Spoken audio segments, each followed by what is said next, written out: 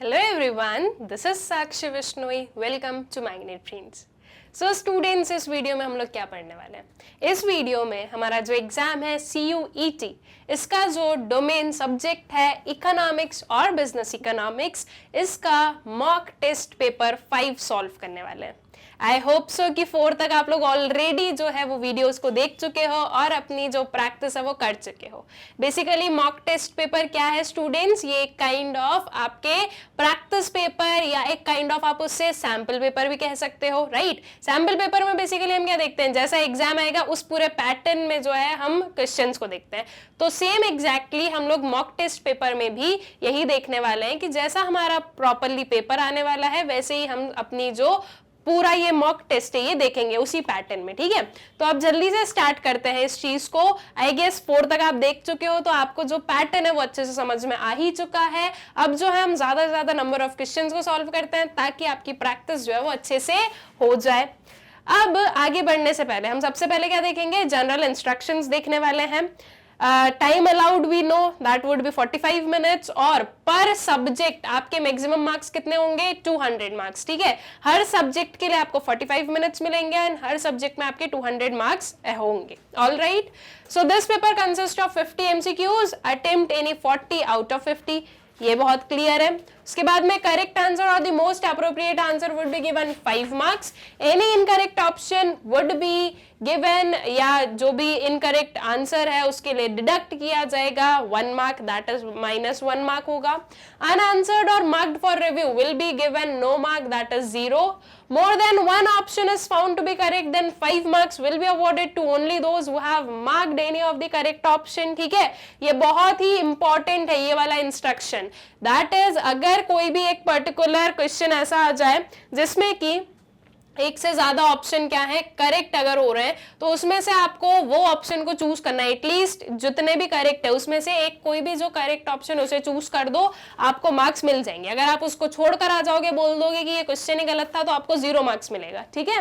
If all options are found to be correct then 5 marks will be awarded to all those who have attempted the questions and calculator any other electronic gadgets are not permitted. All right, अब बहुत ही easy थे हमारे ये general instructions. Now start करते हैं हमारे question से, ठीक है? बेसिकली हम लोग 50 MCQs देखने वाले हैं बिकॉज पूरा जो पेपर है वो MCQ बेस्ड है, इसलिए जो हमारा मॉक टेस्ट होगा वो भी MCQ बेस्ड ही होगा।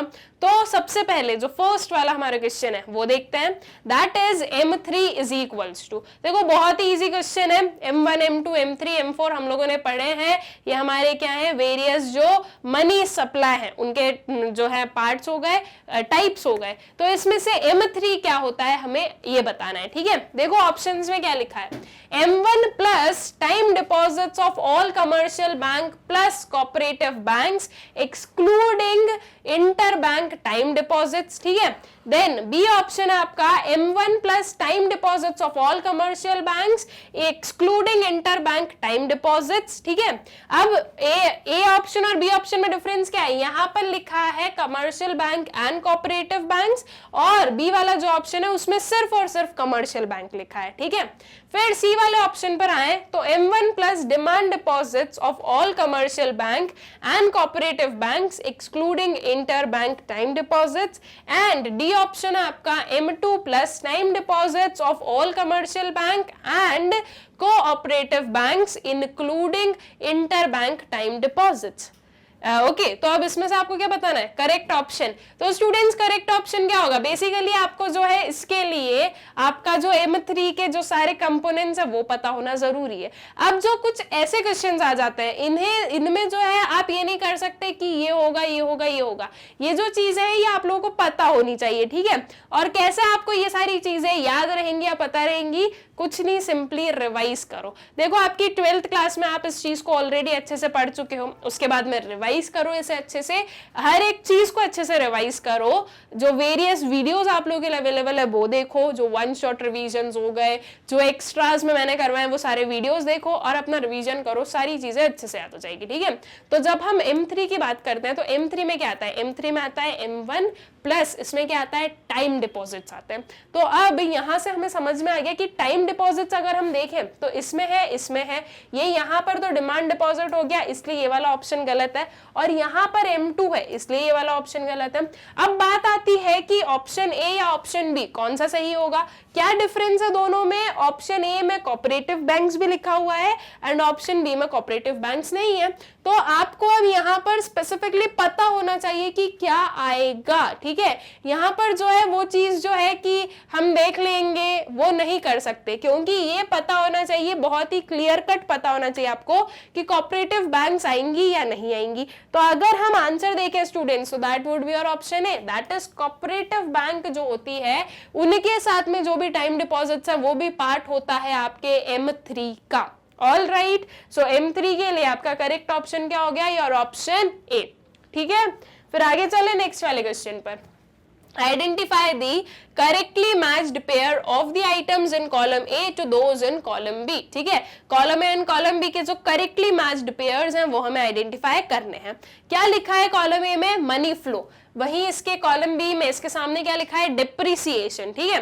Then 2B comes real flow and factor services. 3 में क्या है आपका, trade flow, house work by house wives, and 4th है आपका कैपिटल फ्लो, इन्वेंटरी। बहुत ही इजी सा यहाँ पर जो है आपको आपका ऑप्शन पता होना चाहिए। देखो आपके जो भी ये मैच द करेक्ट कॉलम वाले क्वेश्चंस आते हैं उसमें आपके पास में ऑप्शंस कैसे आते हैं, 1A 2B 3C and 4D, ठीक है। ये ऑप्शंस ऐसे आते हैं, आपको ऐसा वाला कोई भी जो है मैच नहीं करना होता है, आपको बताना होता है कि कौन सा पर्टिकुलर जो है हमारे मैच्ड पेयर हैं, जो कि इन पर्टिकुलर में से कौन से जो है column A and column B में करेक्टली मैच्ड पेयर है, ठीक है। तो अगर मैं मनी फ्लो की बात करूं तो मनी फ्लो क्या होता है स्टूडेंट्स, मनी फ्लो इज कि हाउस होल्ड से जो है कंजम्पशन एक्सपेंडिचर जाता है कहां पर, आपकी फर्म्स के पास में, और फर्म्स जो है वो फैक्टर सर्विसेज के लिए जो है फैक्टर पेमेंट करती है। दैट इज मनी फ्लो होता है from firms to customers and customers to firms, ठीक है। इसे हम मनी फ्लो कहते हैं। मनी फ्लो में डेप्रिसिएशन कहीं से भी लिंक हुआ नहीं हुआ, रॉन्ग पेयर है। फिर अगर 2 वाला देखें तो real flow factor services, real flow में क्या होता है, रियल फ्लो में जो हाउस होल्ड्स हैं वो अपनी फैक्टर सर्विसेज प्रोवाइड करते हैं टू फर्म्स, एंड फर्म्स जो हैं वो अपने गुड्स जो हैं वो देती हैं किसे, हाउस होल्ड्स को, ठीक है। तो यहाँ पर फैक्टर सर्विस का जो है ट्रेड हुआ है क्या, फैक्टर सर्विस जो है वो एक पर्टिकुलर सेक्टर से दूसरे सेक्टर में गई है, बिल्कुल गई है। दैट मीन्स रियल फ्लो और फैक्टर सर्विसेज जो है ये मैच हो रहे हैं कि रियल फ्लो में जो है फैक्टर सर्विसेज प्रोवाइड की जाती है, ठीक है, गुड्स के जो है बदले में या गुड्स के रिटर्न में फैक्टर सर्विसेज दी जाती है। फिर अगर ट्रेड फ्लो की बात करें तो house work by house wives, ये कहीं से भी कुछ भी जो है मैच नहीं हो रहा है। What is trade flow, basically जो गुड्स एंड सर्विसेज का फ्लो है वो ट्रेड फ्लो होगा, तो ये चीज जो है मैच नहीं हो रही है। Then comes capital flow, inventory, capital flow and inventory, क्या ये मैच हो रहा है, नहीं हो रहा है। तो यहाँ पर आपको एक ही पर्टिकुलर मैच्ड पेयर मिला, दैट इज 2B, ठीक है, जो कि हो गया आपका real flow and factor services. तो अकॉर्डिंगली आपका करेक्ट ऑप्शन क्या हो गया, your option B, that is 2B, ठीक। फिर आगे चले, small size of the farmers land under cultivation is known as, एक फार्मर के पास में लैंड है और स्मॉल लैंड है तो उसे क्या कहा जाता है, subsistence farming, small holding, consolidation of holding and none of these. देखो बहुत ही इजी आंसर है। अगर मैं बात करूं सबसिस्टेंस फार्मिंग की तो ये क्या होती है, सबसिस्टेंस फार्मिंग का मतलब क्या है, इसका मतलब होता है कि ऐसी फार्मिंग करना जिसमें कि जो भी आपके पास में प्रोड्यूस आता है आप उसको खुद ही यूज कर रहे हो। एक फार्मर जब अपने जो भी उसने प्रोडक्शन किया है, जो भी फार्मिंग किया है, उससे जो भी प्रोड्यूस मिला है, जब वो खुद यूज करता है तो उसे सबसिस्टेंस फार्मिंग कहा जाता है। दैट मीन्स आप आपके ही सबसिस्टेंस के लिए, आप आपके ही जो है सर्वाइवल के लिए उन चीजों को यूज कर रहे हो। जब आप उस पर्टिकुलर प्रोड्यूस को मार्केट में सेल करते हो तो उसे कमर्शियल फार्मिंग कहा जाता है। तो अब सबसिस्टेंस फार्मिंग जो है वो क्या आपके लैंड होल्डिंग से रिलेटेड है, नहीं, वो तो रिलेटेड है उसके कंजम्पशन से कि उसको कंज्यूम कौन कर रहा है, ठीक है। सो दैट मीन जो सबसिस्टेंस फार्मिंग है वो आपके ये स्मॉल साइज ऑफ लैंड से रिलेटेड है ही नहीं, ठीक है। उसके बाद में आता है स्मॉल होल्डिंग। अब देखो स्मॉल होल्डिंग को अभी क्या कर दो, होल्ड पर कर रखो, कंसोलिडेशन ऑफ होल्डिंग देख लो। आपको जो है करेक्ट आंसर चूज करते तो आना ही चाहिए, लेकिन साथ ही साथ आपको जो रॉन्ग आंसर है उसे एलिमिनेट करते भी आना चाहिए कि कैसे आप रॉन्ग आंसर को एलिमिनेट करोगे। ठीक है, तो अभी इस पर्टिकुलर क्वेश्चन में मैं क्या करवा रही हूं, हमारे जो रॉन्ग आंसर्स हैं उन्हें हम एलिमिनेट कर रहे हैं। ठीक है, अब आता है आपका सी वाला option, that is consolidation of holding. Consolidation of holding का मतलब क्या होता है, जो आपकी होल्डिंग इधर उधर अलग अलग उसमें है उन सबको कंसोलिडेट करना, उन सबको एक साथ में ले आना। ठीक है, दैट मीन्स अगर कोई एक फार्मर है जिसके जो उसकी जो होल्डिंग है वो स्मॉल स्मॉल पार्ट्स में अलग अलग जगह पर है, तो उन सारे पार्ट्स को एक जगह पर ले आना। दैट मीन्स ये कैसे होगा, क्या आप कोई वो जो लैंड है उसको उठाकर साथ में लाओगे, नहीं। ये कैसे होगा, उन सारे लैंड्स को छोड़ दो। ठीक है, मतलब कि उन सारे लैंड्स को और किसी को दे दिया जाएगा और एक पर्सन को जो है एक ही एरिया में एक ही जगह पर जो है सारी उसकी होल्डिंग दे दी जाएगी। ठीक है, जितनी भी उसने स्कैटर्ड मैनर में उसके पास में जितनी भी होल्डिंग थी वो सारी जो है एक साथ में इकट्ठी उसे एक जगह पर मिल जाएगी। This is consolidation of holding, सारी होल्डिंग को कंसोलिडेट करना। ठीक है, सो कंसोलिडेशन ऑफ होल्डिंग जो है वो भी आपके लैंड होल्डिंग से रिलेटेड नहीं है, साइज ऑफ लैंड होल्डिंग से रिलेटेड नहीं है। ठीक है, अब आता है स्मॉल होल्डिंग। तो स्मॉल होल्डिंग क्या, इसके क्या समझ में आ रहा है कि ऐसी कोई होल्डिंग जो कि स्मॉल है, दैट इज स्मॉल साइज है आपके पास में, राइट। तो वही हम लोग देख रहे हैं, small size of farmers land under cultivation, इसे क्या कहा जाएगा, इसे कहा जाएगा स्मॉल होल्डिंग। ऑल राइट, तो आपका करेक्ट ऑप्शन क्या हो गया, your option B is the correct option. ठीक है, फिर आगे आ जाए नेक्स्ट वाले क्वेश्चन पर। Suppose in an hypothetical economy, the income rises from 5,000 crores to 6,000 crores. As a result, the consumption expenditure rises from 4,000 crores to 4,600 crores. Marginal propensity to consume in such a case would be. बहुत ही simple question है। We know marginal propensity to consume को कैसे निकाला जाता है, MPC is equals to क्या होता है, change in C divided by change in Y, that is change in consumption expenditure divided by change in income हमें करना है। कंजम्पशन एक्सपेंडिचर कितना चेंज हो रहा है, पहले 4,000 था 4,600 हो गया, दैट मीन्स 600 करोड़ से जो है आपका कंजम्पशन बढ़ा, तो चेंज इन कंजम्पशन आ गया हमारा 600 डिवाइडेड बाय इनकम में कितना चेंज है, इनकम पहले 5,000 करोड़ थी अब 6,000 करोड़ हो गई, दैट मीन्स 1,000 करोड़ से जो है इनकम चेंज हुई है, तो आपका चेंज इन इनकम आ गया 1,000। 600 डिवाइडेड बाय 1,000 बहुत ही इजी है, क्या आ जाएगा 0.6। ऑप्शंस देख लीजिए क्या क्या है, 0.8, 0.4, 0.2 एंड 0.6। तो आपका करेक्ट ऑप्शन क्या आ गया, your option D, that is 0.6। All right, I guess clear हो गया क्वेश्चन। फिर चले आगे नेक्स्ट वाले क्वेश्चन पर। Deficient demand leads to, deficient demand किस चीज में लीड करती है, deflationary gap, excess capacity, low level of employment and all of the above. अब देखो बहुत ही सिंपल क्वेश्चन है और इसे जो है अच्छे से पढ़ना है हमें। क्या बोला गया है, डेफिशिएंट डिमांड। अब डेफिशिएंट डिमांड दैट मींस जब आपकी एग्रीगेट डिमांड कम हो जाती है एग्रीगेट सप्लाई से, ठीक है, तो ऐसे केस में डिफ्लेशनरी गैप अराइज होता है, ये हमें पता है, right. Deficient demand leads to deflationary gap. Deflationary gap ऐसा गैप होता है या ये वो पर्टिकुलर गैप है जिससे आपकी एक्चुअल एग्रीगेट डिमांड कम हो रही है एग्रीगेट सप्लाई से, ठीक है, तो उस गैप को हम डिफ्लेशनरी गैप कहते हैं। अब ऑप्शन ए तो हमें समझ में आ गया कि सही है।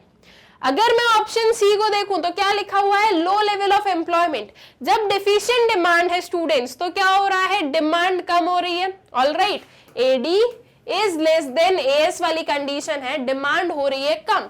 अगर डिमांड कम हो रही है तो ऐसे केस में अब जो सारे सप्लायर्स है वो क्या करेंगे, वो करेंगे अपने प्रोडक्शन को कम, राइट। यहां से क्या होगा, प्रोडक्शन रिड्यूस होगा। जब प्रोडक्शन रिड्यूस होगा तो जो फर्म्स है वो क्या बोलेंगी, जो उनके एक्सेस एम्प्लॉइज है उन्हें क्या बोला जाएगा कि अभी हमें आपकी रिक्वायरमेंट नहीं है, अभी कम प्रोडक्शन है, कम लोगों की जरूरत है, राइट? बिकॉज ऑब्वियस सी बात है कि जितने लोगों को एम्प्लॉयमेंट दिया है एक फर्म ने, उतने लोगों को पेमेंट भी करना पड़ेगा, राइट? उनकी जो फैक्टर सर्विसेज वो हायर कर रहे हैं तो उसके लिए पेमेंट करना पड़ेगा।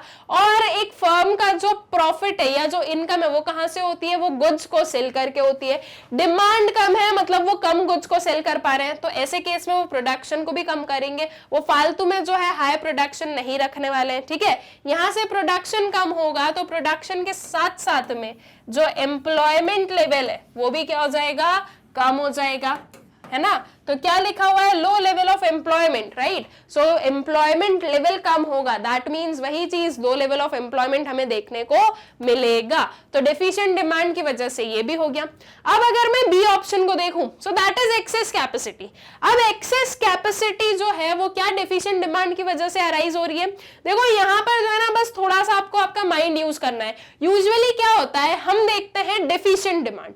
अच्छा, डेफिशिएंट है मतलब हर एक चीज में डेफिशिएंसी हम देखेंगे, तो यहां से हमने डिफ्लेशनरी भी ले लिया, लो लेवल भी ले लिया, लेकिन कैपेसिटी तो एक्सेस, मतलब कि ये इसका थोड़ी ना पार्ट होगा। ये बहुत सारे स्टूडेंट्स जो है ऐसा लॉजिक लगाएंगे, तो ऐसा लॉजिक आपको नहीं लगाना है। देखो उसको प्रॉपर्ली समझो, क्या बोला गया है? एक्सेस कैपेसिटी है।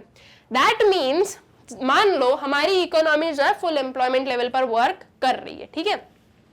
तो जब फुल एम्प्लॉयमेंट लेवल पर वर्क करती है तो वो 1000 यूनिट्स का प्रोडक्शन कर पाती है। दैट मीन्स अगर हमारी इकोनॉमी के जितने भी रिसोर्सेज है वो अगर प्रॉपरली फुली यूटिलाइज होते हैं तो उनमें से जो है 1000 यूनिट्स का प्रोडक्शन हमें देखने को मिलता है। लेकिन अब डेफिशिएंट डिमांड हुई, ठीक है, डिमांड कम हुई, अब लोग जो है वो 1000 यूनिट्स को डिमांड ही नहीं कर रहे, तो ऑब्वियस सी बात है कि सप्लाई को भी कम किया जाएगा, ठीक है? मान लो डिमांड हो रही है 500 यूनिट्स की, ठीक है, एट प्रेजेंट डिमांड हो रही है 500 यूनिट्स की, तो वो 1000 से जो सप्लाई है उसे भी कम कर दिया जाएगा, क्योंकि जो प्रोड्यूसर्स हैं वो फालतू में जो है एक्सेस सप्लाई नहीं करेंगे, एक्सेस प्रोडक्शन नहीं करेंगे। अब मान लो ये 1000 यूनिट से 600 यूनिट्स तक आ गए, ठीक है? 1000 यूनिट से क्या हुआ है, जो सप्लाई है वो 600 यूनिट्स की हो रही है, जो प्रोडक्शन है वो 600 यूनिट्स का हो रहा है। तो दैट मींस जो 400 यूनिट्स है वो क्या है, वो अब आइडियल रखे हुए हैं, ठीक है? दैट मींस अभी अगर 600 यूनिट्स पर हमारी इकोनॉमी वर्क कर रही है तो ऐसे केस में हम ये बोलेंगे कि हमारी इकोनॉमी के पास में अभी जो है 400 यूनिट्स का और प्रोडक्शन करने की कैपेसिटी है, right? That means we have this much excess capacity, because demand कम थी इसलिए अब इकोनॉमी जो है 600 यूनिट्स पर वर्क कर रही है, लेकिन अगर एक्चुअल में देखा जाए तो we have the excess capacity, ठीक है? दैट इज 400 यूनिट्स की कैपेसिटी है हमारे पास में। दैट मीन्स कि जो डेफिशिएंट डिमांड है वो एक्सेस कैपेसिटी को भी लीड करती है। ऑल राइट, आई गेस आप लोगों को समझ में आ गया कि कैसे जो है आपकी जो डेफिशिएंट डिमांड है वो एक्सेस कैपेसिटी को लीड करती है। सिंपल सी चीज है कि यहाँ पर जो है चीजें आइडियल छूटी गई, जो रिसोर्सेज है वो फुली यूटिलाइज नहीं हुए, इसलिए जो है एक्सेस कैपेसिटी हमें देखने को मिल रही है। तो अकॉर्डिंगली हमने देखा ए, बी और सी तीनों ही जो ऑप्शंस हैं ये डेफिशिएंट डिमांड की वजह से जो है अकर होते हैं। All right, so that means आपका करेक्ट ऑप्शन क्या हो जाएगा? Your option D, that is all of the above. I guess कि ये पर्टिकुलर क्वेश्चन अच्छे से क्लियर हो गया होगा। यहाँ पर सिर्फ और सिर्फ अगर लॉजिक किसी में लगाना था तो दैट वाज एक्सेस कैपेसिटी, बाकी की चीजें तो बहुत ही जो है क्लियरली आप लोगों को पता होंगी, ठीक? तो आई गेस ये चीज भी अच्छे से क्लियर हो गई है। फिर आगे चले नेक्स्ट वाले क्वेश्चन पर। Given below are few examples of economics as positive and normative signs. Choose the corresponding option for each of them. Use N for normative and P for positive. अब देखो बेसिकली क्वेश्चन क्या है कि आपके पास में 4 statement दी गई है और आपको बोला गया है कि इसमें से आपको बताना है कौन सा नॉर्मेटिव है कौन सा पॉजिटिव है। अब इसके लिए पहले ऑप्शन देखो, ऑप्शंस कैसे दिए हैं, कुछ ऐसे PPNP, PNPN, PPPP and NPNN, ठीक है? दैट मीन्स आपकी ये जो 4 स्टेटमेंट है इसमें आपको बताना है कौन सी स्टेटमेंट पॉजिटिव है कौन सी स्टेटमेंट नॉर्मेटिव है, एंड आपको उसे डिनोट कैसे करना है, N और P के हेल्प से, ठीक है? तो अब सबसे पहले हम चारों स्टेटमेंट्स को पढ़ेंगे, बताएंगे कौन सा पॉजिटिव है कौन सा नॉर्मेटिव है, जो भी हमारा सीक्वेंस बनेगा, ठीक है, जैसे कि मान लो PPNN बन रहा है, तो ऐसे सीक्वेंस से रिलेटेड जो भी हमारे पास में ऑप्शन है हम उसे करेक्टली चूज कर लेंगे, ठीक है। अब कभी ऐसे कोई क्वेश्चन आ जाए आपके एग्जाम में, अब एकदम से नहीं समझ में आए कि इस क्वेश्चन में हमें करना क्या है, ऑप्शन देखो आपको समझ में आ जाएगा। जैसे कि आप यहाँ पर अगर हम देखें तो आपको जो है यूज करना है N for normative and P for positive. जब तक आपने यहाँ तक का क्वेश्चन देखा, थोड़ी सी जो है क्लैरिटी नहीं थी कि आप कैसे करेक्ट ऑप्शन को चूज करोगे और इनमें से कौन सा करेक्ट होगा। वहीं जब हम ऑप्शन पर गए तो हमें समझ में आ गया कि हमें क्या करना है, हमें चारों स्टेटमेंट्स में बताना है पॉजिटिव, नॉर्मेटिव एंड अकॉर्डिंगली जो प्रॉपर सिस्टमैटिकली जो है जो पूरा सीक्वेंस है उसके हिसाब से हमें अपना ऑप्शन करेक्ट चूज करना होगा, ठीक है। तो चलो पढ़ते हैं। Air is a mixture of gases. Positive economics क्या बोलता है? पॉजिटिव इकोनॉमिक्स बोलता है जो चीज जैसी है, ठीक है, that means what is, alright, वो कैसा होना चाहिए उस पर बात नहीं करता है, व्हाट इज, जो फैक्ट्स हैं वो वैसे ही हैं। तो ये पॉजिटिव इकोनॉमिक्स है। और जहां पर भी आप ऐसा स्टेटमेंट देखते हो कि ऐसा होना चाहिए, इसकी जगह पर ये करना चाहिए, या जो भी इकोनॉमी है उसमें ये चीज देखनी चाहिए, जब भी ये कोई सजेशन वाली बात आ जाती है तो वो होता है आपका नॉर्मेटिव इकोनॉमिक्स, ठीक है। और जब आप जो भी चीज जैसे उसे वैसे ही लेते हो तो वो पॉजिटिव में आता है। बस इसका प्रॉपर जो डिफरेंस है वो इतना सही है। तो air is a mixture of gases, क्या बोला जा रहा है कि एयर जो है वो मिक्सचर है गैसेस का, बात खत्म। ये चीज जो है फैक्ट है कि ऐसा है, राइट। तो दैट मीन्स ये क्या होगा, ये पॉजिटिव होगा या नॉर्मेटिव होगा? This would be positive. अगर यहां पर बोला जाता air should not be a mixture of gases, तो ये होता कि आप कोई सजेशन दे रहे हो कि ऐसा नहीं होना चाहिए था, तो उसे हम नॉर्मेटिव बोलते। लेकिन एट प्रेजेंट ऐसा कुछ नहीं है, सीधी सीधी जो है फैक्ट बताई गई कि ऐसा है, तो ये पॉजिटिव हो गया, ठीक है। देन नेक्स्ट है minimum wage law increases unemployment. क्या बोला गया है कि जो मिनिमम वेज लॉ है वो अनएम्प्लॉयमेंट बढ़ाता है। अब अगर इसे हम इस चीज पर जाएं कैसे बढ़ाता है, तो उसके हमें आंसर्स तो मिल जाएंगे, लेकिन क्या हमें उस चीज पर जाने की जरूरत है? देखो बस यही तो आपको दिमाग नहीं लगाना है। आप क्या बोलोगे कि यार, मतलब कि मान लो आप जो हो इस पर जो है आपका माइंड दौड़ाओ कि नहीं ऐसा कैसे होगा ये वो, और फिर आपको लगे कि नहीं नहीं मिनिमम वेज लॉ की वजह से अनएम्प्लॉयमेंट बढ़ता थोड़ी ना, कम होता है, ठीक है। मान लो आप इस वाले कंक्लूजन पर आ जाओ, तो आप बोल दोगे कि नहीं नहीं ये पॉजिटिव नहीं है, ये तो गलत बता रहा है। तो ये ऐसी चीजों पर नहीं जाना है। जब भी आप पॉजिटिव नॉर्मेटिव की बात कर रहे हो, सिर्फ जो सेंटेंस लिखा है उसे पढ़ो और देखो कि वो सेंटेंस कौन से टेंस में लिखा है, ठीक है। प्रेजेंट टेंस में लिखा है, बिल्कुल प्रॉपरली आपको जो है बोला गया है कि ऐसा है, बात खत्म, पॉजिटिव है। आपको वहां पर कोई दिमाग नहीं लगाना है कि ये सही लिखा है गलत लिखा है, ये चीज पर जाना ही नहीं है। सीधा सीधा लिखा है कि जो मिनिमम वेज लॉ है वो अनएम्प्लॉयमेंट बढ़ाता है। यहां तक का हमें जो है स्टेटमेंट दी है, बस वहीं तक की चीज हमें देखनी है। ये नहीं बोला गया है कि भाई मिनिमम वेज लॉ को जो है इंप्लीमेंट करना चाहिए या नहीं करना चाहिए। अगर ऐसा कुछ होता तो हम बोलते कि वो नॉर्मेटिव है, लेकिन क्या बोला गया है कि मिनिमम वेज लॉ की वजह से अनएम्प्लॉयमेंट बढ़ता है। So this is a positive statement, ठीक है, दैट इज पॉजिटिव इकोनॉमिक्स हो गई। उसके बाद में India should spend more money on defence. India को और मनी स्पेंड करना चाहिए, किस पर? डिफेंस पर। अब देखो क्या बोला गया, मनी और जो है मोर मनी जो है वो स्पेंड करना चाहिए। क्या आया? सजेशन आया। हम बोल रहे हैं कि इंडिया को जो है और मनी स्पेंड करना चाहिए, that means we are suggesting. और जहां पर सजेशन आता है वो क्या बन जाती है? वो बन जाती है आपकी नॉर्मेटिव इकोनॉमिक्स, ठीक है। तो ये क्या होगा आपका? ये आ जाएगा आपका N, ठीक। Then prices have been rising in India. Prices जो है वो राइज हो रहे हैं इंडिया में। अब यहां पर जो है प्रॉपर देखो, ठीक है, ये जो है इंग्लिश को प्रॉपरली हिंदी में कन्वर्ट करना है आपको। इंग्लिश को हिंदी में कन्वर्ट करने में कोई गलती मत करना। Prices have been rising in India, क्या बोला जा रहा है कि जो प्राइजेस है वो इंडिया में राइज हो रहे हैं। ये नहीं बोला कि नहीं होना चाहिए या होना चाहिए, ठीक है, कोई सजेशन नहीं दिया, सीधी सीधी हम बात बता रहे हैं कि इंडिया में जो है प्राइजेस बढ़ रहे हैं। तो ये क्या हो गया? ये हो गया आपका पॉजिटिव इकोनॉमिक्स, ठीक है।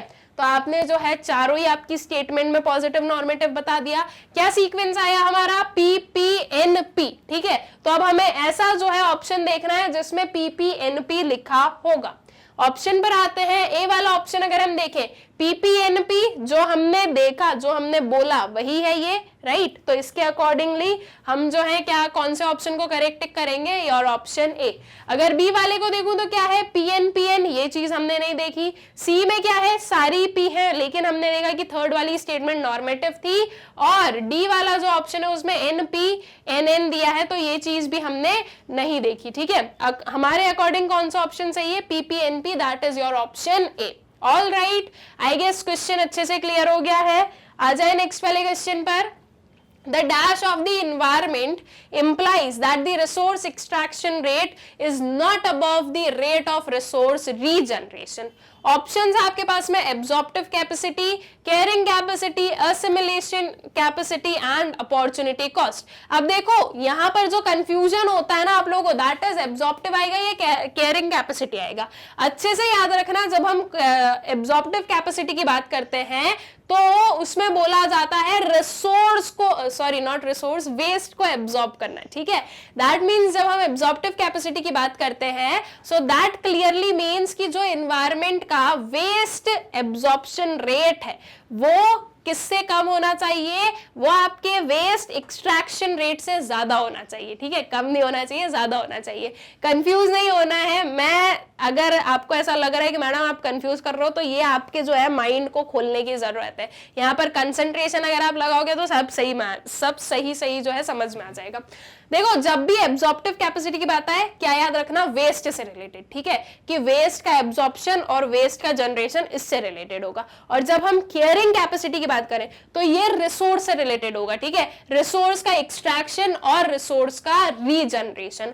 तो अगर रिसोर्स का एक्सट्रैक्शन रेट उसके रीजनरेशन रेट के से कम रहता है तो हम बोलते हैं कि जो आपकी एनवायरमेंट है या जो आपकी इकोनॉमी है वो केयरिंग कैपेसिटी के अंदर वर्क कर रही है, ठीक है। सो यहाँ पर हम क्या लिखेंगे, देखो क्या लिखा गया है, रेट ऑफ रिसोर्स रीजनरेशन और रिसोर्स एक्सट्रैक्शन की बात की गई है। तो इसके अकॉर्डिंग करेक्ट ऑप्शन क्या होगा, your option B. That is, the carrying capacity of the environment implies that the resource extraction rate is not above the rate of resource regeneration. All right, तो आपका correct option क्या हो जाएगा, your option B would be the correct option. ठीक, so I guess question जो है अच्छे से clear हो गया है। फिर चलते हैं next question पर। Which of the following statement is true? इनमें से कौन सी स्टेटमेंट ट्रू है, ठीक है। देखते हैं क्या क्या स्टेटमेंट दी है, फिर डिसाइड करेंगे कौन सी ट्रू है। ए वाली पर आए, when the price increases there is the shift in the demand curve, ठीक है। अब बस हमें यह देखना है, स्टेटमेंट को अच्छे से देखते जाओ। यहाँ पर बोला गया है प्राइस इंक्रीजेस और प्राइस की इंक्रीज की वजह से बोल रहे हैं shift in the demand curve. अब बी वाले ऑप्शन पर आते हैं, when the quantity demanded decreases, ठीक है, क्या डिक्रीज हो रहा है, क्वांटिटी डिमांड डिक्रीज हो रही है, so there is the shift in the demand curve, ठीक है। क्वांटिटी डिमांडेड के साथ में शिफ्ट लिखा गया है। अब देखो शिफ्ट एंड मूवमेंट में हमने दो चीजें पढ़ी है, एक होता है चेंज इन क्वांटिटी डिमांडेड और एक होता है चेंज इन डिमांड। तो यह आप लोगों को अच्छे से पता होना चाहिए कि जब क्वांटिटी डिमांडेड की बात होती है तो किस चीज की बात होती है, मूवमेंट या शिफ्ट की, और जब चेंज इन डिमांड की बात होती है तो मूवमेंट की बात होती है, शिफ्ट की बात होती है। ये चीज अच्छे से पता होनी चाहिए, ठीक है। सी ऑप्शन अगर हम लोग देखें, so when the price decreases there is the downward movement along the demand curve, ठीक है। प्राइस के डिक्रीज होने की वजह से डाउनवर्ड मूवमेंट है सेम डिमांड कर्व में। और डी वाले ऑप्शन में लिखा है when the quantity demanded decreases there is the downward movement along the demand curve. अब देखते हैं कि इसमें से करेक्ट स्टेटमेंट कौन सी है। सबसे पहले ए वाले ऑप्शन पर आते हैं। बोला गया है प्राइस हो रहा है इंक्रीज, तो इसकी वजह से शिफ्ट हो रही है डिमांड कर्व। अब जब हम शिफ्ट की बात करते हैं स्टूडेंट्स, तो शिफ्ट में हम क्या देखते हैं, क्या रीजंस होते हैं शिफ्ट के पीछे के, तो सिंपल रीजंस होते हैं, दैट इज कि प्राइस जो है वो कांस्टेंट रहेगा, जो ओन प्राइस है कमोडिटी का वो कांस्टेंट रहेगा, और प्राइस के अलावा जो भी फैक्टर्स हैं उनमें चेंजेस होते हैं, ठीक है। अब यहाँ पर तो बोल दिया गया है कि प्राइस इंक्रीज हो रहा है और शिफ्ट हो रहा है, तो क्या ये चीज सही है, बिल्कुल नहीं है, तो आपका ऑप्शन ए गलत हो जाता है। ऑप्शन बी पर आओ, यहां पर क्या लिखा गया है, क्वांटिटी डिमांडेड। अब सबसे पहले ये डिसाइड करो कि क्वांटिटी डिमांडेड में चेंज, तो इसका मतलब मूवमेंट है या शिफ्ट है। देखो जब भी हम बोलते हैं कि मूवमेंट मूवमेंट हो रहा है डिमांड कर्व में, तो उस टाइम पर बोला जाएगा कि जो क्वांटिटी डिमांडेड है वो चेंज हो रही है, ठीक है। या तो आपकी क्वांटिटी डिमांडेड इंक्रीज होती है या डिक्रीज होती है, दैट मीन्स क्वांटिटी डिमांडेड जो है वो चेंज होती है। और जब हम शिफ्ट की बात करते हैं तो शिफ्ट में क्या होता है, चेंज इन डिमांड होता है। डिमांड इधर शिफ्ट्स राइटवर्ड और लेफ्टवर्ड, ठीक है, जो डिमांड कर्व है, और डिमांड इधर इंक्रीज होती है या फिर डिक्रीज होती है। सो जब चेंज इन डिमांड होता है तब शिफ्ट होता है, और जब चेंज इन क्वांटिटी डिमांडेड होता है तब मूवमेंट होता है। यहाँ पर क्वांटिटी डिमांडेड लिखा है और क्या लिखा है, शिफ्ट लिखा है। तो क्या ये चीज सही है, बिल्कुल नहीं है। ये वाला ऑप्शन भी क्या होता है आपका, गलत हो जाता है। ए और बी ऑप्शन क्या हो गए हमारे, रॉन्ग हो गए। उसके बाद में नेक्स्ट वाले ऑप्शन पर आए, दैट इज हमारे सी ऑप्शन पर आते हैं। When the price decreases, there is the downward movement along the demand curve. जब प्राइस डिक्रीज हो रहा है तो डाउनवर्ड मूवमेंट है डिमांड कर्व में। अब इसके लिए डिमांड कर्व बना लेंगे हम लोग, तो उससे इजी हो जाएगा।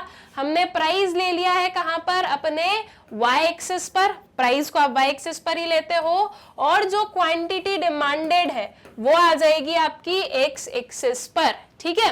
ये बोला गया है कि प्राइस क्या हो रहा है, डिक्रीज हो रहा है। प्राइस मान लो यहाँ पर था कुछ 20, अब जो है आपका प्राइस कुछ यहाँ पर 10 आ गया है। वी नो डिमांड कर्व कैसा होता है, डाउनवर्ड स्लोपिंग होता है।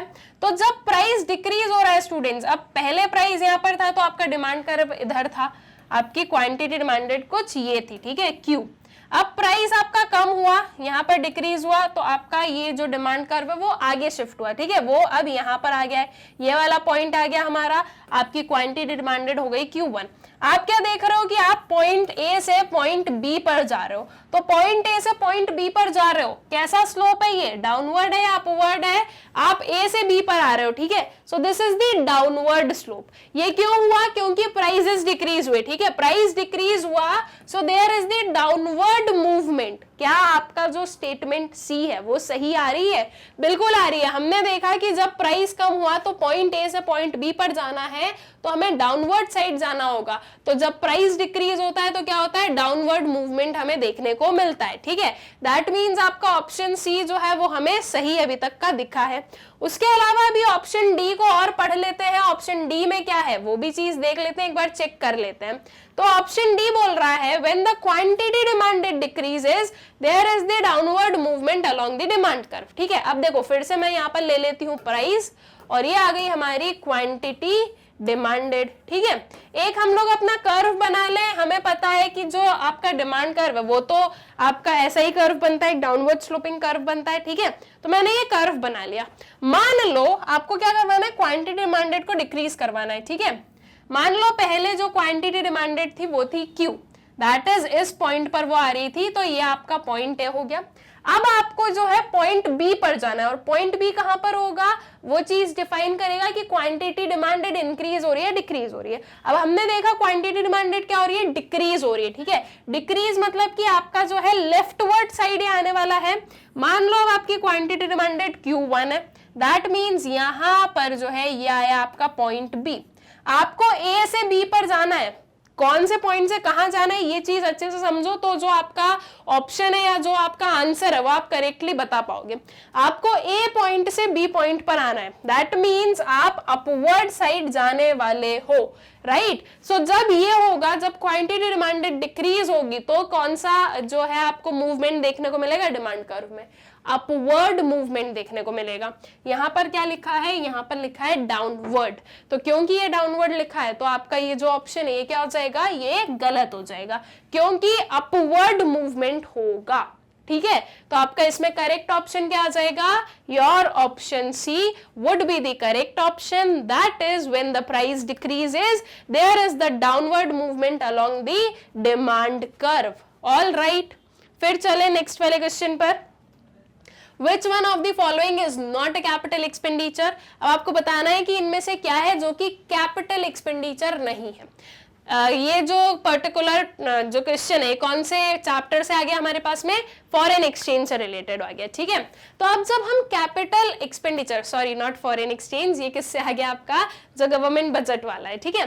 जब हम कैपिटल एक्सपेंडिचर की बात कर रहे हैं तो ये कौन से एक्सपेंसेस होते हैं स्टूडेंट्स, देखो सिंपल सी चीज है, जहां पर भी कैपिटल आ गया मतलब कि आपके जो असेट या लायबिलिटी है उन पर इफेक्ट होना, ठीक है।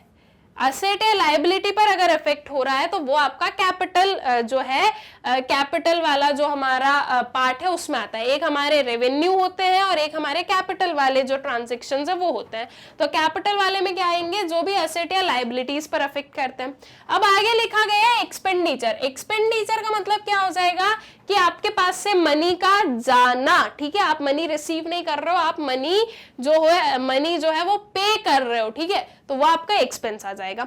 अब उसके अकॉर्डिंग आपको यहां पर देखना है कि कौन सा आपका कैपिटल एक्सपेंडिचर नहीं है।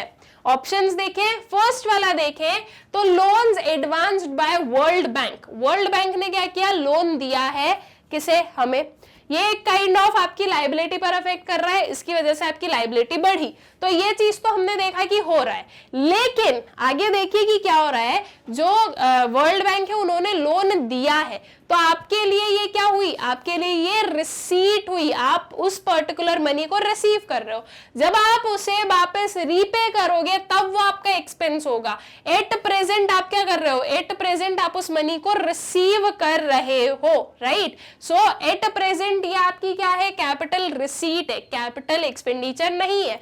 जब हम उस लोन को वापस रीपे कर देंगे तब वो एक्सपेंस होगा, क्योंकि हमारे पास से मनी जाएगा, ठीक है। So this is not a capital expenditure. Not a capital expenditure बताना है तो उसके अकॉर्डिंग ये आपका करेक्ट ऑप्शन आएगा। ऑलराइट, उसके बाद में ऑप्शन बी पर आते हैं। Construction of a school building. School building एक काइंड ऑफ क्या है, आपके असेट का कंस्ट्रक्शन हो रहा है। आप एक असेट को क्या कर रहे हो, इंक्रीज कर रहे हो, ठीक है, असेट आपकी बढ़ रही है। अब उस असेट को बढ़ाने में आपने क्या किया है, एक्सपेंडिचर इनकर किया है, राइट। उस कंस्ट्रक्शन, अगर आप एक स्कूल बिल्डिंग का कंस्ट्रक्शन कर रहे हो, दैट क्लियरली मीन्स कि एक्सपेंसेस आपने इनकर किए हैं, है ना। सो इसका मतलब ये क्या है, ये आपका कैपिटल एक्सपेंडिचर है, तो नॉट अ कैपिटल एक्सपेंडिचर का ये करेक्ट ऑप्शन नहीं है। रीपेमेंट ऑफ लोन, जैसे कि अभी यहां पर मैंने एक्सप्लेन किया कि जब आप रीपे कर रहे हो तो वो आप क्या कर रहे हो, आपकी लायबिलिटीज कम हो रही है और आपके पास से जो है मनी जा रहा है, क्योंकि आप उसका जो है पेमेंट कर रहे हो, ठीक है, रीपेमेंट कर रहे हो। सो इसीलिए ये भी आपका कैपिटल एक्सपेंडिचर है। Then purchase of metro coaches from Japan. जो मेट्रो कोचेस है उन्हें परचेज करना जापान से, ये एक काइंड ऑफ क्या है, असेट में इंक्रीज कर रहा है। असेट इंक्रीज हो रहा है लेकिन आपने जो है एक्सपेंस इनकर किया है, क्योंकि अगर आप कोई भी परचेज कर रहे हो तो उसके लिए आपको प्रॉपर पेमेंट करने पड़ेंगे, ठीक है। तो क्योंकि आपके असेट बढ़ रहे हैं और आप उसके लिए पेमेंट कर रहे हो, तो ये जो है ये आपका कैपिटल एक्सपेंडिचर है। और हमें क्या बताना है कि कैपिटल एक्सपेंडिचर कौन सा नहीं है इसमें से, तो कौन सा नहीं है, your option A, that is loans advanced by World Bank, ठीक है। कैपिटल एक्सपेंडिचर में क्या होता है, ईदर योर असेट इंक्रीजेस और योर लायबिलिटीज डिक्रीजेस, ठीक। सो आई गेस क्लियर हो गई है ये चीज अच्छे से आप लोगों को। फिर चले आगे नेक्स्ट वाले क्वेश्चन पर। Identify the correctly matched pair from column A to that of column B, ठीक है। जो करेक्टली मैच्ड पेयर है वो हमें बताना है। प्राइवेट कंजम्पशन एक्सपेंडिचर, इसके सामने लिखा है market rate of interest, private investment expenditure, total expenditure, autonomous investment, construction of roads, aggregate demand, level of personal disposable income. Aggregate demand क्या होती है, जो टोटल डिमांड है, जो सारे सेक्टर्स एक पर्टिकुलर टाइम पर डिमांड कर रहे हैं, उसे एग्रीगेट डिमांड कहा जाता है। तो aggregate demand level of personal disposable income होगा, नहीं होगा, ये वाला आपका गलत हो जाता है। अगर 1A देखूं, private consumption expenditure, market rate of interest. Private consumption expenditure क्या होता है, वो एक्सपेंस जो कि हाउस होल्ड्स इनकर कर रहे हैं, ठीक है। तो हाउस होल्ड्स एंड इंटरेस्ट ये नहीं आएगा, जो इंटरेस्ट रेट है वो इन्वेस्टर्स के साथ में आएगा, ठीक है, वो फर्म्स के साथ में आ जाएगा, हाउस होल्ड्स के साथ में नहीं आएगा। हाउस होल्ड्स का जो है वो प्राइवेट कंजम्पशन एक्सपेंडिचर में नहीं आएगा, ठीक है। और जो आपका प्राइवेट कंजम्पशन एक्सपेंडिचर है वो बेसिकली होता क्या है कि जो सारे आपके हाउस होल्ड्स हैं एंड जो आपके इन्वेस्टर्स हैं, दैट मींस जो फर्म्स हैं, वो एक साथ में कितना जो है क्या कर रही है, एक्सपेंसेस इनकर कर रही है, ठीक है। Apart from investment point of view से देखें तो जब हम इन्वेस्टमेंट की बात करते हैं तो इंटरेस्ट रेट जो है वो कंसिडर किया जा सकता है, लेकिन यहाँ पर कंजम्पशन की बात की जा रही है, तो कंजम्पशन और जो इंटरेस्ट रेट है ये लिंक नहीं होंगे, ठीक है। देन प्राइवेट इन्वेस्टमेंट एक्सपेंडिचर में टोटल एक्सपेंडिचर नहीं, जो आपका टोटल एक्सपेंडिचर है वो आपके एग्रीगेट डिमांड में अगर लिखा होता तो हम उसे सही मानते, क्योंकि aggregate demand is equals to total expenditure होता है, okay, so private investment expenditure जो है वो आपका टोटल एक्सपेंडिचर नहीं होता है। बचा क्या हमारे पास में 3C, क्या है 3 लिखा हुआ क्या है, autonomous investment, construction of roads. Autonomous investment क्या होता है, ऐसा इन्वेस्टमेंट जो कि प्रॉफिट लेवल से जो है ड्रिवन नहीं होता है, ऐसा इन्वेस्टमेंट जो कि कांस्टेंट रहता है, ऐसा इन्वेस्टमेंट जो कि यूजुअली गवर्नमेंट अंडरटेक करती है, क्योंकि ये income levels and profit levels पर जो है बेस्ड नहीं होता है। ठीक है, तो जो ऑटोनॉमस इन्वेस्टमेंट है वो किया जाएगा for the construction of roads, right. So 3C जो है ये क्या होगा, ये होगा आपका करेक्टली मैच्ड पेयर। ठीक है, तो आपका करेक्ट ऑप्शन क्या हो जाएगा, your option C, that is 3C। ठीक, फिर आगे चले नेक्स्ट वाले क्वेश्चन पर। Point out a merit of flexible exchange rate. ठीक है, एक मेरिट हमें बताना है इनमें से जो कि फ्लेक्सिबल एक्सचेंज रेट का है। What is flexible exchange rate, ये ऐसा रेट ऑफ एक्सचेंज होता है जो कि डिटरमाइन किया जाता है by the forces of demand and supply. ठीक है, वो होता है आपका फ्लेक्सिबल एक्सचेंज रेट। सो आपको जो है फ्लेक्सिबल एक्सचेंज रेट का मेरिट बताना है। ऑप्शन ए है eliminates under valuation of currencies only, B में लिखा है eliminates over valuation of currencies only, C है एलिमिनेट्स ओवर वैल्यूएशन और under valuation of currencies, and D none of the above. तो स्टूडेंट्स जो फ्लेक्सिबल एक्सचेंज रेट है इसमें basically आपका जो एक्सचेंज रेट है डिटरमाइन होता है डिमांड एंड सप्लाई के अकॉर्डिंग। ठीक है, तो जब डिमांड और सप्लाई एक साथ में आते हैं, जिस भी पॉइंट पर वो मीट करते हैं उसे हम जो है एज अ एक्सचेंज रेट मानते हैं। तो ऐसे केस में जो करेंसी है वो उसकी ना तो ओवर वैल्यूएशन होगी ना ही क्या होगी, अंडर वैल्यूएशन होगी। ठीक है, जो करेक्ट वैल्यूएशन है according to the demand and supply, जो करेक्ट वैल्यूएशन है वो हमें देखने को मिलती है।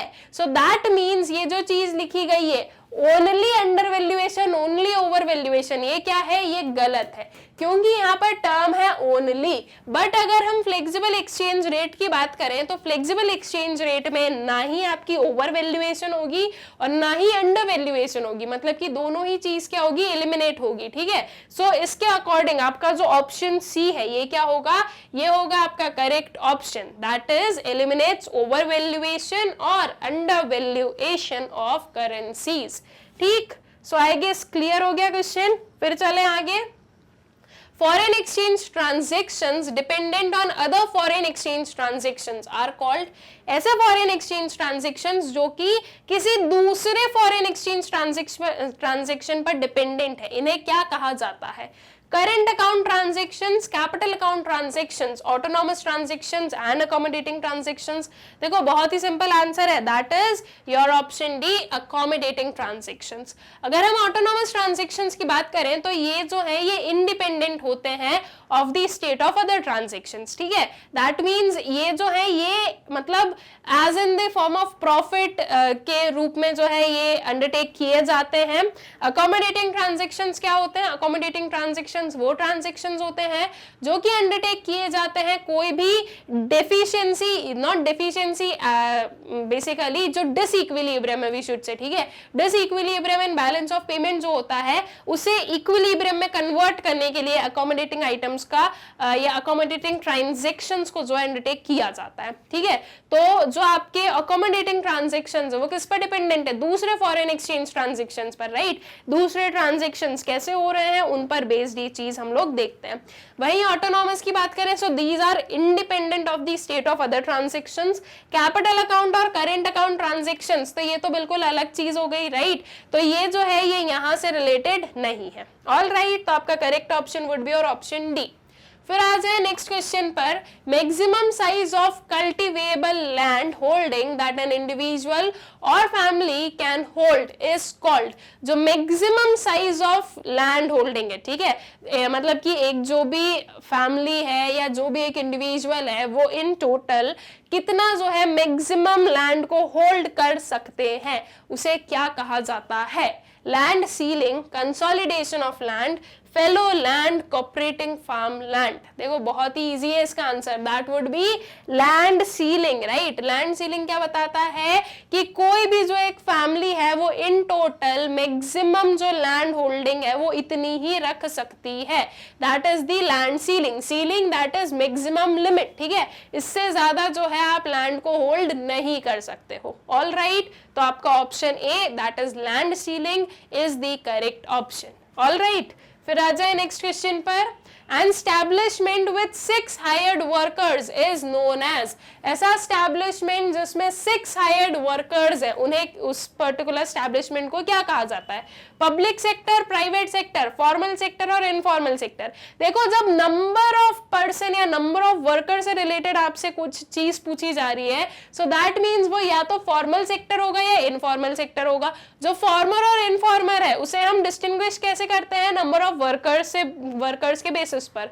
अगर हम बोल रहे हैं कि कोई भी एस्टैब्लिशमेंट है जिसमें 10 से ज्यादा लोग एम्प्लॉयड है, तो वो क्या होता है? वो होता है आपका फॉर्मल सेक्टर एस्टैब्लिशमेंट।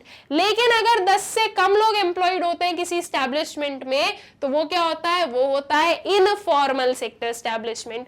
और यहाँ पर क्या है हमारे पास में? नंबर 6। दैट मीन्स ये जो है क्या आएगा इसका correct option? Your option D, that is informal sector establishment. ठीक है, आई गेस क्लियर है क्वेश्चन। नेक्स्ट वाले पर आ जाएं। Consolidation of holdings refer to, consolidation of holdings हम किसे कहते हैं? अभी थोड़ी देर पहले कोई एक क्वेश्चन था उसमें मैंने आपको अच्छे से एक्सप्लेन किया है, तो आई गेस यहाँ पर आपको जो है करेक्ट ऑप्शन पता होगा कि क्या आएगा इसका। ऑप्शन है आपके पास में, conversion of scattered into a unified holding, scattered holding into a unified holding, take over the small holdings by the government, C is provision of inputs for higher output and D is all of these। तो इसमें correct option कौन सा है? Consolidation of holdings क्या होता है कि सारे जो इधर उधर बिखरे हुए स्कैटर्ड जो होल्डिंग्स है उन्हें एक साथ में ले आना, ठीक है। So that means your option A would be the correct option, conversion of scattered into a unified holding. All right, तो आपका करेक्ट ऑप्शन क्या हो गया? Your option A. ठीक है, फिर आगे चले नेक्स्ट वाले क्वेश्चन पर। Reason for chronic indebtedness among the poors, क्या रीजन है जो एक क्रोनिक इनडेप्थनेस आप देख रहे हो? ठीक है, दैट मीन्स ऐसी जो है वो एक डेप्थ ट्रैप में फंस गए, क्रोनिक डेप्थ ट्रैप में फंस गए जिससे वो निकल नहीं पा रहे हैं। All right, chronic that means ज्यादा लंबे टाइम तक चलने वाला। ऑल राइट, सो क्या रीजन है उसके पीछे का? ऑप्शंस देखते हैं।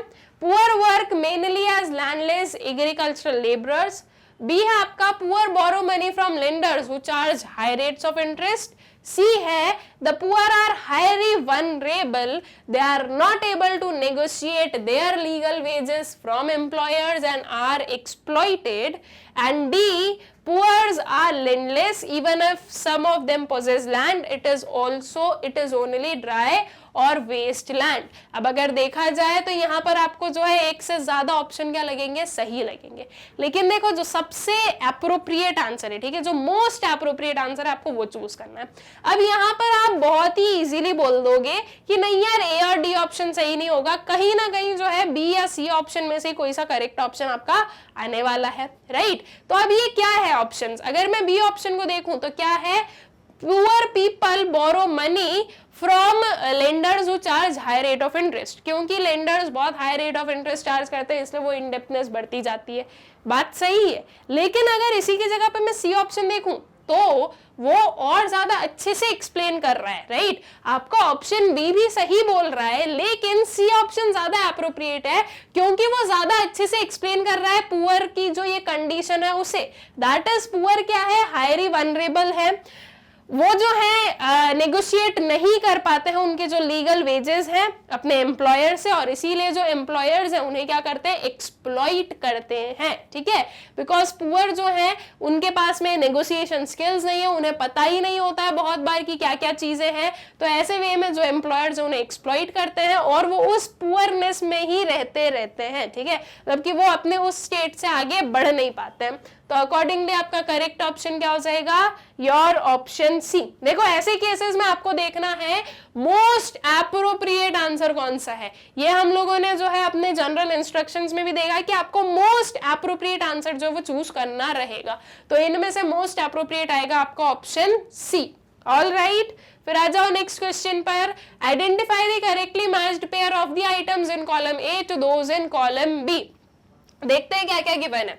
फर्स्ट वाला है revenue expenditure does not cause any reduction in government liability, ठीक है। फिर 2B क्या है, capital expenditure which creates corresponding liability for the government, ठीक है। फिर C अगर हम देखें, revenue receipts which causes reduction in assets of the government. Fourth है आपका capital receipts causes reduction in government liabilities, ठीक है। अब सबसे पहले फोर्थ से स्टार्ट करो, कैपिटल रिसीट्स, ठीक है। कैपिटल रिसीट्स में क्या होगा, एक सिंपल से एग्जांपल रखो कैपिटल रिसीट्स का, लोन्स, ठीक है। लोन की वजह से क्या हुआ, लोन की वजह से हुई liability increase, all right. Loan लिया तो अगर लोन लिया है तो मनी हमारे पास में है, इसलिए वो रिसीट है, और उस लोन की वजह से लायबिलिटी पर क्या इफेक्ट हुआ है, लायबिलिटी इंक्रीज हुई है। इसके अलावा एक और कैपिटल रिसीट का क्या रखो आप, जो एग्जाम्पल है अपने माइंड में, दैट इज डिसइन्वेस्टमेंट, ठीक है। डिसइन्वेस्टमेंट में क्या हुआ, आप आपका जो शेयर है वो क्या कर रहे हो, वो निकाल रहे हो, ठीक है। आप डिसइन्वेस्टमेंट कर रहे हो, आप डिसइन्वेस्टमेंट कर रहे हो तो आपके पास में मनी आ रहा है, लेकिन आपसे असेट क्या हो रहा है, कम हो रहा है, आपका इन्वेस्टमेंट कम हुआ ना, तो यहाँ पर जो है असेट कम होता है और लायबिलिटीज बढ़ती है जब हम बात करते हैं किसकी, कैपिटल रिसीट्स की। तो आपका जो ऑप्शन दिया है वो क्या है, causes reduction in government liability. हमने देखा लायबिलिटी इंक्रीज होती है, दैट मींस कैपिटल रिसीट्स के लिए ये जो पर्टिकुलर हमारा पेयर है ये गलत है, ठीक है। फिर आ जाए जो है हमारे थर्ड वाले पर, रेवेन्यू रिसीट्स। रेवेन्यू रिसीट्स जो है वो ऐसी रिसीट्स हैं जिनकी वजह से असेट या लायबिलिटी पर कोई इफेक्ट नहीं होता है। क्या लिखा गया है, विच कॉजेज रिडक्शन इन असेट्स। रेवेन्यू है तो असेट या लायबिलिटी पर इफेक्ट होता ही नहीं है, तो ये भी आपका करेक्टली मैच्ड पेयर नहीं है।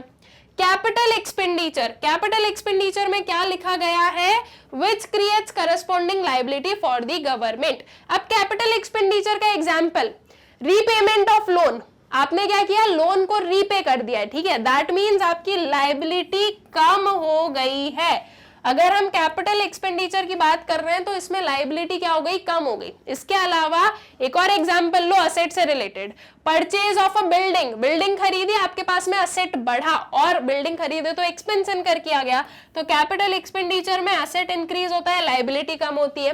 क्या लिखा गया है, विच क्रिएट्स करस्पॉन्डिंग लायबिलिटी। यहाँ पे बोला गया है कि कैपिटल एक्सपेंडिचर जो है वो लायबिलिटी क्रिएट करता है, तो क्या ये चीज सही है, बिल्कुल नहीं है, ठीक है। तो ये वाला जो है ये भी आपका करेक्टली मैच्ड पेयर नहीं है। उसके बाद में 1A अगर हम देखें, revenue expenditure does not cause any reduction in the government liability. क्या रेवेन्यू एक्सपेंडिचर की वजह से कोई भी जो है लायबिलिटी, जो गवर्नमेंट की लायबिलिटी उस पर कोई इफेक्ट होता है क्या, नहीं होता है, राइट। सो वही एग्जैक्टली सही लिखा गया है कि जो रेवेन्यू एक्सपेंडिचर है वो गवर्नमेंट की लायबिलिटी में कोई भी काइंड ऑफ जो है चेंज नहीं कॉज करता है, या जो गवर्नमेंट लायबिलिटी है वो इंक्रीज या रिड्यूस नहीं कर रहा है, ठीक है। यहाँ पर रिड्यूस दिखा गया है, तो जो आपका रेवेन्यू एक्सपेंडिचर है वो गवर्नमेंट की लायबिलिटी को रिड्यूस नहीं कर रहा है। क्या ये चीज सही है, बिल्कुल सही है। तो आपका इसमें करेक्टली मैच्ड पेयर कौन सा हो गया, 1A would be the correctly matched pair, ठीक है। तो ऑप्शंस में क्या करेक्ट हो जाएगा आपका, option A would be the correct option, all right. फिर आ जाओ नेक्स्ट वाले क्वेश्चन पर, supply of labour corresponding to different wage rate is referred as. जो सप्लाई ऑफ लेबर है, ठीक है, जो लेबर की सप्लाई होती है वेरियस जो वेज रेट्स हैं उनके करस्पॉन्डिंग, उसे क्या कहा जाता है, labour supply, labour force, participation rate and work force. देखो बहुत ही सिंपल है, that would be your option a labour supply, कि इतनी जो है लेबर की सप्लाई हो रही है। अभी अब वो वर्क फोर्स में कितने हैं, पार्टिसिपेशन रेट में उनमें से कितने आ रहे हैं, कितने नहीं आ रहे हैं, उन्हें जो है जो डिमांड है उतनी है या नहीं है, वो सारी चीजों के बाद में जो है दूसरी चीजों पर ध्यान दिया जाएगा। अभी हमसे क्लियरली सिर्फ इतना पूछा कि जो सप्लाई ऑफ लेबर है उसे क्या कहा जाता है, so that is your labour supply, all right. So I guess ये क्वेश्चन भी जो है अच्छे से क्लियर हो गया है आप लोगों को। फिर चलते हैं नेक्स्ट क्वेश्चन पर, private sector didn't took interest in direct participation in the industrial development due to which of the following reasons. ठीक है, प्राइवेट सेक्टर ने जो है इनिशिएटिव क्यों नहीं लिया, या जो पार्टिसिपेशन है, जो डायरेक्ट पार्टिसिपेशन है इन द इंडस्ट्रियल सेक्टर, उसमें इंटरेस्ट क्यों नहीं दिखाया, उसके पीछे के रीजंस क्या थे? Limited market size, lack of demand, lack of capital and all of the above. तो स्टूडेंट्स क्या थे इनके लिमिटेशंस, ये हमने किस में पढ़ा है? अपने इंडियन इकोनॉमिक डेवलपमेंट में, और बहुत ही इजी आंसर है, that is all of these. Market size उस टाइम पर जस्ट आफ्टर इंडिपेंडेंस बहुत ही क्या था? लिमिटेड था। डिमांड भी बहुत ज्यादा नहीं थी because of the poor state of the economy, and also capital नहीं था लोगों के पास में, ठीक है, उतना मनी नहीं था कि वो इन्वेस्ट कर सके, वो कैपिटल लगा सके और अपना जो इंडस्ट्रीज वगैरह वो सेटअप कर सके। तो इन सब की वजह से जो है प्राइवेट सेक्टर ने बहुत ज्यादा पार्टिसिपेशन नहीं लिया था, या पार्टिसिपेशन में बहुत ज्यादा इंटरेस्ट नहीं दिखाया था। सो आपका करेक्ट ऑप्शन क्या हो जाएगा?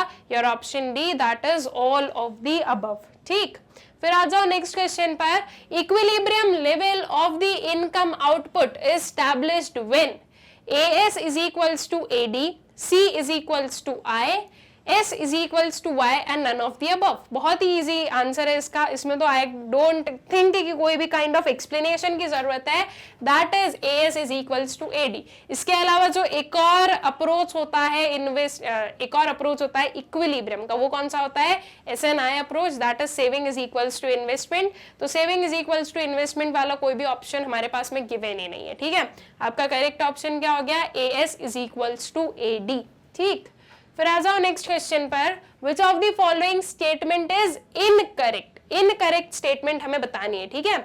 Gross domestic product at market price, that is GDP at MP, is equals to GDP at factor cost plus indirect taxes. जो GDP है एट फैक्टर कॉस्ट, उसमें आप क्या करोगे? इनडायरेक्ट टैक्सेस को ऐड करोगे, नेट इनडायरेक्ट टैक्सेस को, तो क्या आपको GDP एट मार्केट प्राइस मिलेगा? बिल्कुल। Market price and factor cost के बीच का डिफरेंस क्या होता है? Net indirect taxes. Factor cost में जब आप NIT को ऐड करते हो तो MP मिल जाता है। तो ये वाला जो स्टेटमेंट है ये करेक्ट है। आपको क्या बताना है? इनकरेक्ट स्टेटमेंट बताना है, ठीक है। तो इनकरेक्ट बताना है, इसलिए ऑप्शन ये गलत होगा हमारा। बी वाला देखें, net national product at market price, that is NNP at MP is equals to NNP at FC plus net indirect taxes. क्या ये स्टेटमेंट भी सही है? बिल्कुल सही है। दैट मीन्स ये इनकरेक्ट नहीं है। देन नेक्स्ट पर आते हैं, gross national product at market price is equals to gross domestic product at market price plus net factor income from abroad, ठीक है। जो gross national product at market price है वो कैसे आप फाइंड आउट करोगे? दैट वुड बी वो जो है कैसे आपको मिल रही है, तो उसके लिए आपके पास में लिखा है GDP at market price plus net factor income from abroad, ठीक है। एंड देन उसके बाद में आए net national product at factor cost is equals to national income.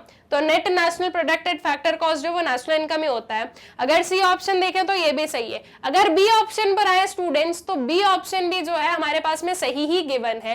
That means basically इस पर्टिकुलर क्वेश्चन में कुछ मिस्टेक है, ठीक है। तो इसलिए इसको आप सही मत लेना, क्योंकि अगर हम बोले net national product at market price that is NNP at MP अगर हमें निकालना है, तो आप कैसे निकालोगे? NNP एट FC, इसमें आप नेट इनडायरेक्ट टैक्सेस को ऐड कर दोगे। ये FC में आप क्या ऐड करोगे? नेट इनडायरेक्ट टैक्सेस, तो आपको MP मिल ही जाएगा।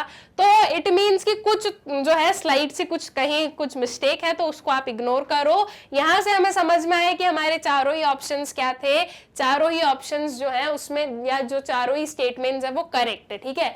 इनकरेक्ट स्टेटमेंट यहाँ पर कोई सी भी नहीं है। तो ऐसे केस में आपको क्या करना है? ऐसे केस में मतलब कि अगर हम एग्जाम में बात करें तो ऐसे क्वेश्चंस नहीं आएंगे।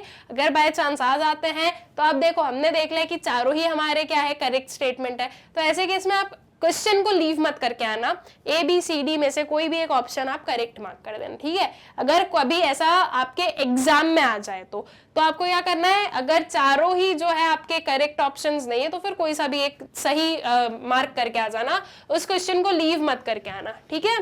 फिर आ जाए नेक्स्ट वाले क्वेश्चन पर। At macro level, the most efficient technique is the one which uses.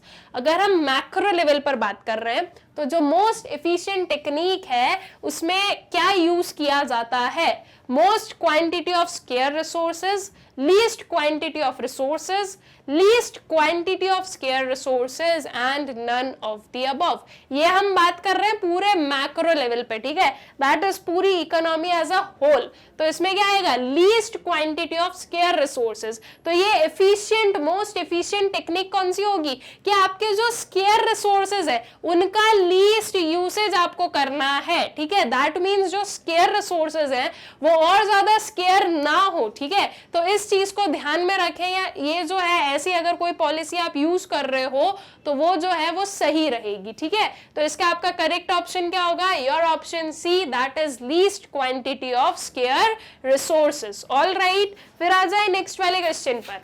The new economic policy can be broadly classified as, जो new economic policy थी that is privatization, globalization and liberalization, ये जो new economic policy थी ये broadly आप कैसे classify कर सकते हो? Options are stabilization measures, structural reform measures, standardized measures and both A and B। Correct option क्या आ जाएगा? देखो इसमें से मोस्ट करेक्ट क्या है आपका? Your option D, that is both A and B. जो आपकी एनईपी थी, जो न्यू इकोनॉमिक पॉलिसीज थी, that were for stabilisation measures plus structural reform measures, ठीक है। तो आपका करेक्ट ऑप्शन हो जाएगा your option D, that is both A and B. All right, फिर नेक्स्ट पर आओ। Without generating employment, we have been able to produce more goods and services. Scholars refer this phenomena as, क्या बोला जा रहा है कि आप एम्प्लॉयमेंट जनरेट नहीं कर रहे हो लेकिन फिर भी आप ज्यादा गुड्स एंड सर्विसेज को प्रोड्यूस कर पा रहे हो। तो ये क्या है? जब सिंपल सी चीज है, जब हम बोलते हैं कि ज्यादा गुड्स एंड सर्विसेज का प्रोडक्शन हो रहा है, दैट मीन्स हम बोलते हैं ग्रोथ हो रही है, लेकिन इस ग्रोथ के पीछे कोई भी काइंड ऑफ एम्प्लॉयमेंट आप प्रोवाइड नहीं कर रहे हो या एम्प्लॉयमेंट आप नहीं बढ़ा रहे हो।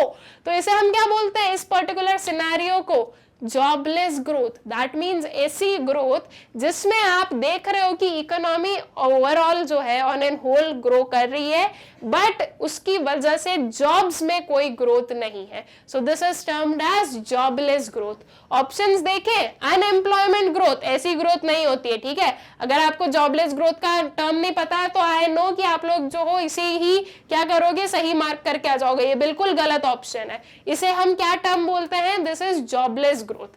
वर्कलेस ग्रोथ, वर्कर्स ग्रोथ और jobless growth. So your option D, that is jobless growth is the correct option. All right, फिर आ जाए नेक्स्ट वाले क्वेश्चन पर। Which of the following statement is not correct with respect to the correction of deficient demand?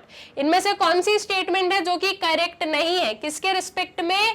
Correction of deficient demand, ठीक है। Deficient demand को correct करने में इनमें से कौन सी पर्टिकुलर चीज है जो कि हेल्प नहीं करती है? Options are government reduces taxes. देखो डेफिशिएंट डिमांड है, इसका मतलब कि लोगों के पास में मनी नहीं है, मनी को बढ़ाना है, ठीक है। मनी सप्लाई इकोनॉमी में बढ़नी चाहिए। अगर गवर्नमेंट जो है वो टैक्सेस को रिड्यूस कर दे तो इसकी वजह से क्या होगा? लोगों की जो डिस्पोजेबल इनकम है वो बढ़ेगी, लोगों के पास में ज्यादा मनी होगा कि वो स्पेंड कर सके। So ultimately deficient demand cure हो सकेगी। सो ये तो क्या हो गया आपका? करेक्ट है। यहाँ पर हमें क्या बताना है? नॉट करेक्ट मेजर बताना है। ये करेक्ट मेजर है इसलिए ये गलत ऑप्शन है।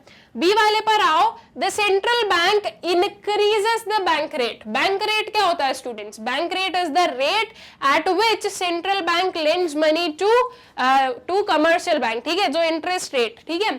तो अगर सेंट्रल बैंक इंटरेस्ट रेट बढ़ाती है, दैट मींस बैंक रेट बढ़ाती है, तो अल्टीमेटली वो कमर्शियल बैंक के लिए कॉस्ट ऑफ बोरोइंग बढ़ेगा, और कमर्शियल बैंक जब उस मनी को लेंड करेगी टू जनरल पब्लिक तो उसका जो इंटरेस्ट है वो और हाई हो जाएगा, और जब जनरल पब्लिक को हाई इंटरेस्ट पे करना पड़ेगा तो हम लोग डिस्करेज होंगे फ्रॉम टेकिंग लोन्स, क्योंकि अगर हम लोन ले रहे हैं तो हमें ज्यादा इंटरेस्ट पे करना पड़ेगा, ठीक है। तो इसलिए हम उस पर्टिकुलर पॉइंट पर लोन कम कम लेंगे, अगर लोन कम लेंगे तो मनी सप्लाई कम होगा। ऑलरेडी डेफिशिएंट डिमांड है, मनी सप्लाई ऑलरेडी कम है, इस केस में मनी सप्लाई को बढ़ाना था, कम नहीं करना था। दैट मीन्स कि बैंक रेट इंक्रीज नहीं डिक्रीज होने चाहिए, है ना। तो ये जो पर्टिकुलर आपके पास में ऑप्शन गिवन है या मेजर गिवन है, ये करेक्ट नहीं है, तो इसके लिए ये वाला आपका करेक्ट ऑप्शन आएगा, ठीक है, because this is not the correct measure with respect to deficient demand.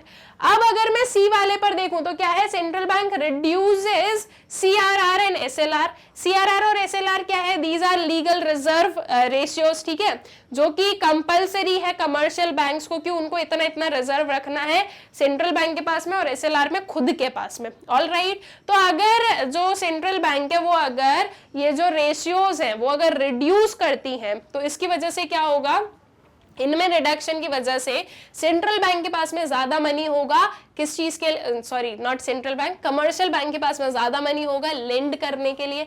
जब कमर्शियल बैंक ज्यादा मनी को लेंड करेगी, मनी सप्लाई बढ़ेगी, अल्टीमेटली डेफिशिएंट डिमांड क्योर हो सकेगी। तो ये भी एक करेक्ट मेजर है, इसलिए इनकरेक्ट ऑप्शन होगा। Then the government increases its spending, government उसकी स्पेंडिंग बढ़ाएगी तो अल्टीमेटली मनी इकोनॉमी में आया, जिसकी वजह से डेफिशिएंट डिमांड क्योर की जा सकेगी, ठीक है। तो ये भी आपका करेक्ट मेजर है, इसलिए ये इनकरेक्ट ऑप्शन रहेगा आपका। तो इसके अकॉर्डिंग आपका करेक्ट ऑप्शन क्या हो जाएगा, your option B, that is the central bank increases the bank rate. All right, I guess जो क्वेश्चन है ये अच्छे से क्लियर हो गया है आप लोगों को। फिर चलते हैं नेक्स्ट क्वेश्चन पर। Which of the following is not a consequence of the policy of privatization? इनमें से हमें बताना है कि कौन सा प्राइवेटाइजेशन का कॉन्सिक्वेंस नहीं है, ठीक है। देखते हैं क्या क्या ऑप्शंस हैं। Contraction of public sector, disinvestment in public sector enterprises, sale of public sector's shares and purchase of industrial shares by the government। मतलब कि बेसिकली आपको ये बताना है कि इनमें से कौन सा पर्टिकुलर पॉइंट ऐसा है जो कि हमें प्राइवेटाइजेशन के कारण देखने के लिए नहीं मिला है, ठीक है। अब प्राइवेटाइजेशन था क्या कि जो आपकी जो पूरी इकोनॉमी है, जो पूरी इकोनॉमी में जो वेरियस फंक्शंस है उन्हें क्या किया जाए, प्राइवेटाइज किया जाए, इंडस्ट्रीज को प्राइवेटाइज किया जाए। जैसे कि अगर हम लोग देखें इंडिपेंडेंस के टाइम से जो पब्लिक सेक्टर है उसने जो है एक लीडिंग रोल लिया था कि वो जो है सारी इंडस्ट्रीज को सेटअप कर रहे थे एंड वही जो है ऑपरेट कर रहे थे। पब्लिक जो पब्लिक सेक्टर था उसने, जो प्राइवेट सेक्टर था उसका बहुत ही कम कंट्रीब्यूशन था इन द जीडीपी और in the growth of the economy, because private sector जो है वो बहुत सारी जगहों पे अलाउड भी नहीं था। सेकेंड चीज की जो प्राइवेट सेक्टर है या जो वेरियस इंडस्ट्रीज हैं वो प्राइवेट सेक्टर के अंडर नहीं आ पा रही थी because of various kind of जो लाइसेंस पॉलिसी हो गई या और भी जो पॉलिसीज वगैरह थी, तो उन सब की वजह से जो है प्राइवेट सेक्टर में जो है बहुत ज्यादा हमें इंडस्ट्रीज देखने को नहीं मिली। लेकिन after new economic policy that is LPG reforms, उसमें क्या बोला गया था, वर्ल्ड बैंक और आईएमएफ ने बोला था कि अगर आप लोग लिबरलाइजेशन, प्राइवेटाइजेशन एंड ग्लोबलाइजेशन करोगे तो ही हम आपको जो है फाइनेंशियल एड प्रोवाइड करेंगे, राइट। तो उस वजह से जो है कंट्री में क्या आया हमारे पास में, जो न्यू इकोनॉमिक पॉलिसी है वो आई। और ये क्यों बोला गया था, क्योंकि ये चीज देखी गई थी कि इंडिपेंडेंस से लेकर 1991 में जो है एनईपीज जो है वो इंप्लीमेंट हुई थी। तो अगर वहां तक का टाइम देखें तो जो पब्लिक सेक्टर है वो बहुत ज्यादा जो है ग्रोथ नहीं करवा पाया था वेरियस सेक्टर्स की, राइट। पब्लिक सेक्टर जो है वो बहुत ज्यादा एफिशिएंट प्रूव नहीं हुआ था, तो इस वजह से जो है प्राइवेट सेक्टर के अंडर ये सारी चीजें गई थी। अब प्राइवेटाइजेशन का मतलब क्या हुआ कि पब्लिक सेक्टर अंडरटेकिंग्स को प्राइवेटाइज करना, ठीक है, प्राइवेट हैंड्स में देना। ऑल राइट, जो वेरियस काइंड ऑफ जो हम बोलेंगे रेस्ट्रिक्शंस लगा के रखे थे वो हटाना और प्राइवेट सेक्टर को एंटर होने देना in the various sectors, right. तो अब ऐसे केस में क्या हुआ, ऐसे केस में पब्लिक सेक्टर एंटरप्राइजेस कम हुए, पब्लिक सेक्टर एंटरप्राइजेस में हमने डिसइन्वेस्टमेंट देखा। What is disinvestment? शेयर्स को सेल करना, ठीक है। जब एटलीस्ट 51% ऑफ शेयर्स जो है वो अगर सेल कर दिए जाते हैं तो वो डिसइन्वेस्टमेंट होता है।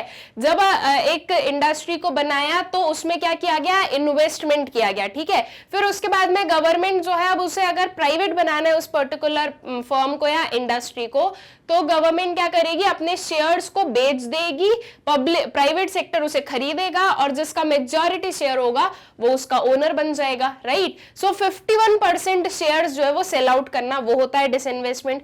तो अगर प्राइवेटाइजेशन कर रहे हैं तो ऑब्वियस सी बात है कि डिसइन्वेस्टमेंट भी होगा, है ना। तो अगर हम फर्स्ट वाला देखें, कॉन्ट्रैक्शन ऑफ पब्लिक सेक्टर, तो ये बिल्कुल हुआ है बिकॉज ऑफ प्राइवेटाइजेशन। उसके बाद में बी वाला ऑप्शन देखें, that is disinvestment in public sector enterprises. तो डिसइन्वेस्टमेंट भी जो है हमें देखने को बिल्कुल मिला है, डिसइन्वेस्टमेंट होगा तभी तो पब्लिक सेक्टर एंटरप्राइजेस जो है वो प्राइवेट सेक्टर एंटरप्राइजेस में कन्वर्ट हो सकेंगे। Then sell off public sectors share. अभी जो डिसइन्वेस्टमेंट हम बोल रहे हैं ये बेसिकली है क्या? पब्लिक सेक्टर के शेयर्स का सेल करना, ठीक है। तो वो चीज भी इसका कॉन्सिक्वेंस है। और डी वाला देखें तो purchase of industrial share by the government. अब प्राइवेटाइजेशन में बेसिकली क्या हो रहा था? गवर्नमेंट परचेज कर रही थी शेयर्स को? नहीं, प्राइवेट सेक्टर कर रहा था। गवर्नमेंट तो क्या कर रही थी? डिसइन्वेस्टमेंट कर रही थी, ठीक है। जो प्राइवेट सेक्टर है वो जो है इंडस्ट्रियल शेयर्स को परचेज कर रहे थे, गवर्नमेंट नहीं कर रही थी। सो दैट मींस कि ये जो ऑप्शन डी है ये आपका प्राइवेटाइजेशन का कॉन्सिक्वेंस नहीं है। All right, I guess clear हो गया है। अब आगे चले नेक्स्ट वाले क्वेश्चन पर। The non tax revenue in the following is. इनमें से नॉन टैक्स रेवेन्यू क्या है? Export duty, import duty, dividends and excise. Non tax revenue क्या हो जाएगा? जो ऐसा रेवेन्यू जो कि टैक्सेस के थ्रू जो है अर्न नहीं किया गया, ठीक है। तो अब यहाँ पर जो हमारे पास में ऑप्शंस है बहुत ही क्लियरली आपको दिख रहा है कि इनमें से कौन सा है जो कि टैक्स नहीं है। Export duty, import duty taxes होते हैं, एक्साइज ड्यूटी भी टैक्स होती है, लेकिन क्या डिविडेंड टैक्सेस होते हैं? नहीं, डिविडेंड तो अर्न किया जाता है, राइट। मतलब कि टैक्स के थ्रू नहीं अर्न किया जाता है। This is a non tax revenue, ठीक है। और हमें जो है नॉन टैक्स रेवेन्यू ही बताना है। तो इसमें आपका करेक्ट ऑप्शन क्या होगा? इसमें आपका करेक्ट ऑप्शन होगा dividends. Option C would be the correct option, ठीक है। डी ऑप्शन सही नहीं है। कौन सा ऑप्शन सही है? Your option C, that is dividends is the correct option. All right, फिर आगे आ जाओ नेक्स्ट वाले क्वेश्चन पर। Some private practitioners are not even registered doctors and are known as. ये जो है आपका किससे आ गया? हमारा जो हेल्थ वाला पार्ट है इन द इंफ्रास्ट्रक्चर चैप्टर, उससे आ गया है। क्या बोला गया है कि कुछ प्राइवेट प्रैक्टिशनर्स हैं जो कि रजिस्टर्ड डॉक्टर्स नहीं है, तो उन्हें क्या कहा जाता है? उन्हें किस टर्म से जो है हम रिकॉग्नाइज करते हैं? Options are quacks, unregistered doctor, public doctor and none of the above. अब इसमें अगर आपको करेक्ट आंसर नहीं पता है तो बहुत सारे जो स्टूडेंट्स हैं वो इस पर्टिकुलर ऑप्शन को बोलेंगे कि ये सही होगा, दैट इज अनरजिस्टर्ड डॉक्टर। लेकिन एक्चुअल में this is not the correct option. आपका करेक्ट ऑप्शन कौन सा है? Your option A, that is quacks, ठीक है। जो कुछ प्राइवेट प्रैक्टिशनर्स जो कि रजिस्टर्ड डॉक्टर्स नहीं है, ठीक है, रजिस्टर्ड डॉक्टर्स नहीं है येट वो क्या कर रहे हैं? प्रैक्टिस कर रहे हैं, दे आर प्राइवेट प्रैक्टिशनर्स, तो उन्हें क्या कहा जाता है? क्वैक्स कहा जाता है, ठीक। फिर आ जाओ नेक्स्ट वाले क्वेश्चन पर। From the set of events or systems given in column A and corresponding relevant fact given in column B about China, choose the correct pair of the statement, ठीक है। देखते हैं column A and column B में क्या given है। Shift in the demand curve, increase in quantity demanded, ठीक है। यहां से जो है ये चीज को हटा दो, बाकी आपको जो है किस पर कंसिडर करना है, जो हमारा क्वेश्चन दिया है वो देखना है। Shift in the demand curve के आगे लिखा है इंक्रीज इन क्वांटिटी डिमांडेड। उसके बाद में movement along the demand curve, increase in price. Shift in the demand curve, decrease in price. Movement along the demand curve, snob effect. अब यहाँ पर बहुत ही इजीली आप इसका आंसर बता सकते हो। देखो इसी पर्टिकुलर जो हमारा मॉक टेस्ट है इसमें स्टार्टिंग वाले कुछ क्वेश्चंस में हम लोगों ने पढ़ा है शिफ्ट एंड मूवमेंट के बारे में, राइट। तो अब शिफ्ट में क्या होता है, शिफ्ट में चेंज इन क्वांटिटी होती है या चेंज इन डिमांड होती है, चेंज इन क्वांटिटी डिमांडेड होती है। शिफ्ट में चेंज इन डिमांड होती है, और जब हम बात करते हैं चेंज इन क्वांटिटी डिमांडेड की तो वो हम मूवमेंट में देखते हैं, राइट। तो अगर मैं फर्स्ट वाला देखूं that is shift in demand curve, यहां पर लिखा है इंक्रीज इन क्वांटिटी डिमांडेड, तो ये चीज बिल्कुल गलत होगी। यहां पर अगर सिर्फ इतना लिखा होता है इंक्रीज इन डिमांड तो हम बोलते कि ये जो पेयर है ये सही है, लेकिन ये चीज यहां पर लिखी हुई नहीं है। यहां पर क्या है, क्वांटिटी डिमांडेड लिखा है। क्वांटिटी डिमांडेड में चेंज होना दैट मींस मूवमेंट होता है, ठीक है। तो आपका जो 1A है ये आपका करेक्ट पेयर नहीं है। उसके बाद में अगर सेम चीज मैं यहां पर देखूं 3C में, शिफ्ट इन डिमांड कर्व के आगे क्या लिखा है, डिक्रीज इन प्राइस। जब शिफ्ट होता है तो वो किसकी वजह से होता है, वो प्राइस को छोड़कर, ओन प्राइस जो है कमोडिटी का खुद का जो प्राइस है उसे छोड़कर किसी भी दूसरे फैक्टर की वजह से होता है, राइट। तो अगर हम बोल रहे हैं शिफ्ट इन डिमांड कर्व तो क्या वो डिक्रीज इन प्राइस की वजह से होगा, बिल्कुल नहीं। यहां पर प्राइस चेंज होता ही नहीं है, राइट। तो ये होगा ही नहीं, 3C आपका नहीं होगा, 1A भी आपका नहीं होगा। अब बात आती है 2 और 4 वाले की, ठीक है। अगर मैं 2 पर आऊं तो movement along the demand curve increase in price. अगर हम बोल रहे हैं कि मूवमेंट हो रहा है सेम डिमांड कर्व में तो उसका रीजन क्या हो सकता है, उसका रीजन हो सकता है प्राइस में इंक्रीज। क्या ये चीज सही है, ये चीज बिल्कुल सही है, क्योंकि हमें पता है कि जब हम मूवमेंट की बात करते हैं तो क्या होता है, तो जो खुद ही का प्राइस है, कमोडिटी का खुद का जो प्राइस होता है वो चेंज होता है, राइट। तो ये जो पर्टिकुलर है आपका 2B ये बिल्कुल सही है। तो अकॉर्डिंगली आपका जो करेक्टली मैच्ड पेयर है स्टूडेंट्स वो क्या हो जाएगा, your option B that is 2B, ठीक। फिर आ जाओ नेक्स्ट वाले क्वेश्चन पर। If MPC is equals to 1, the value of multiplier is, अगर MPC की वैल्यू क्या है, 1 है, तो वैल्यू ऑफ मल्टीप्लायर क्या होगी।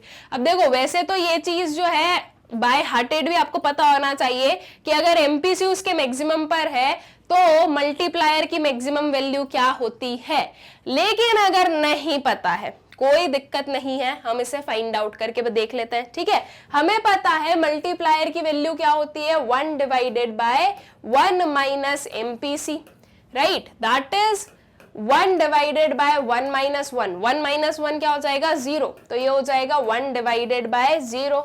अब 1 डिवाइडेड बाय 0 करना है, आंसर क्या आ जाएगा स्टूडेंट्स आप लोगों का आंसर आ जाएगा इनफाइनाइट, राइट। 0 डिवाइडेड बाय 1 होता तो वो 0 हो जाता, लेकिन अगर 1 डिवाइडेड बाय 0 है तो इसका आंसर आ जाएगा आपका इन्फिनिटी।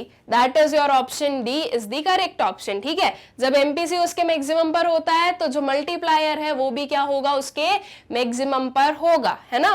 और MPC का 1 दैट मींस मल्टीप्लायर की वैल्यू कितनी हो जाएगी, इनफाइनाइट हो जाएगी। वहीं अगर हम बोलते हैं कि MPC की वैल्यू क्या है, MPC की वैल्यू 0 है, तो इस केस में जो आपकी वैल्यू ऑफ मल्टीप्लायर है वो क्या होती, यहां पर हम लिख देते 0, ठीक है। MPC की वैल्यू कितनी हो गई, 0 हो गई है अगर, तो फिर आपकी जो मल्टीप्लायर की वैल्यू वो कितनी होगी, 1 divided by 1 minus 0, 1 divided by 1, तो आपकी मल्टीप्लायर की value would be 1।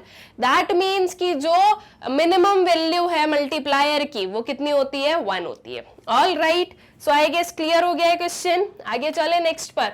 Assertion reason based question है। आई गेस आप लोगों को अब अच्छे से जो है सारे रूल्स पता है, असर्शन रीजन को आपको कैसे सॉल्व करना होता है। इसके पहले जो है हम लोग काफी क्वेश्चंस को सॉल्व कर चुके हैं। इसके पहले जो मॉक टेस्ट हम लोगों ने किए है उसमें भी हमने जो है असर्शन रीजन को सॉल्व किया है। तो आई गेस आप लोग इस पर्टिकुलर चीज से बहुत ही वेल वर्स्ड हो कि असर्शन रीजन को आपको कैसे सॉल्व करना है। देख लेते हैं क्या है, क्या जो है हमारे पास में असर्शन गिवन है और क्या रीजन गिवन है। अब सबसे पहले असर्शन पढ़ते हैं। Import of machinery is reflected in the current account of the balance of payment. जो मशीनरी का इंपोर्ट है वो आप करेंट अकाउंट में लिखते हो बैलेंस ऑफ पेमेंट के, ठीक है। देन रीजन गिवन है export and import of goods and invisibles are recorded in current account of balance of payment. ये जो इंपोर्ट ऑफ मशीनरी है किसकी जो है, ये किस चीज का इंपोर्ट कर रहे हैं हम, गुड्स का इंपोर्ट कर रहे हैं, ठीक है। तो जब भी गुड्स या सर्विसेज, इनविजिबल्स, ठीक है, गुड्स या सर्विसेज का इंपोर्ट या एक्सपोर्ट करते हैं तो उसे क्या किया जाता है, उसे करेंट अकाउंट में लिखा जाता है। वहीं जब असेट और लायबिलिटी पर कोई इफेक्ट होता है तो हम उसे कैपिटल अकाउंट में नोट डाउन करते हैं। यहां पर जो है आपकी गुड्स एंड सर्विसेज से रिलेटेड है, और ये चीज पर मत जाना कि मशीनरी भी तो असेट है, ये वाले असेट पर नहीं जाना है, ठीक है। Asset and liability in the terms of financially जो चीज हो रही है, लोन्स लेना, डिसइन्वेस्टमेंट करना, लोन्स को रीपे करना, ठीक है, ये सारी जो चीजें हैं ये आपके असेट या लायबिलिटीज होंगे। ऑल राइट, ये जो आपकी मशीनरीज वगैरह ये किसका पार्ट है, गुड्स का पार्ट है, ये गुड्स का जो है उस पर्टिकुलर कैटेगरी में आते हैं। तो जब भी एक्सपोर्ट या इंपोर्ट किया जाता है गुड्स या सर्विसेज का तो उसे करेंट अकाउंट में नोट डाउन किया जाता है। सो दैट मीन्स आपका असर्शन ट्रू है, रीजन भी ट्रू है। अब जो असर्शन में बोला गया है दैट इज मशीनरी का import is reflected in current account of balance of payment, तो हम इसे क्यों जो है current account of balance of payment में रिफ्लेक्ट कर रहे हैं या लिख रहे हैं, क्योंकि जो भी एक्सपोर्ट और इंपोर्ट होते हैं गुड्स के या इनविजिबल्स के वो उसी अकाउंट में लिखे जाते हैं, राइट। सो दैट मीन्स आपका असर्शन ट्रू, आपका रीजन ट्रू, एंड जो रीजन है वो करेक्ट एक्सप्लेनेशन है किसका, असर्शन का, ठीक है। तो इसकी वजह से जो हमारा ए वाला ऑप्शन है वो सही होगा। That is both A and R are true and R is the correct explanation of A. All right, I guess question अच्छे से क्लियर हो गया है। फिर आ जाए नेक्स्ट वाले क्वेश्चन पर। अब नेक्स्ट क्वेश्चन क्या है, फिर से असर्शन रीजन देखते हैं क्या गिवन है।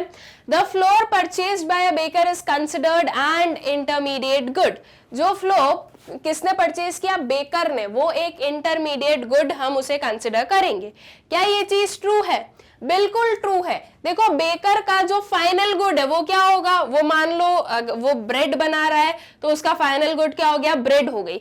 उसके लिए फ्लोर जो है वो क्या है, एक रॉ मटेरियल है, ठीक है। That means this is the intermediate good. तो ये चीज भी हमें पता है कि किसी भी पर्टिकुलर गुड का जो कैटेगराइजेशन है इन दी फाइनल और इंटरमीडिएट गुड वो उसके एंड यूज पर डिपेंड करता है। और इसका एंड यूज क्या है, इसका एंड यूज है एक बेकर इसे यूज कर रहा है, तो बेकर यूज करके उसे जो है और ट्रांसफॉर्म करेगा और फाइनल गुड्स में कन्वर्ट करेगा। सो दैट मींस कि ये इंटरमीडिएट गुड ही होगा। तो आपका जो असर्शन है ये क्या है, ये बिल्कुल ट्रू है। अब रीजन में क्या लिखा है, the flour is used for the production of bread, cakes and biscuits to be sold to the customer. Reason में लिखा गया है कि ये जो फ्लोर है ये यूज किया जा रहा है किस चीज के प्रोडक्शन में, ब्रेड, केक्स और बिस्किट के प्रोडक्शन में, और फिर वो जो है सेल आउट किया जा रहा है।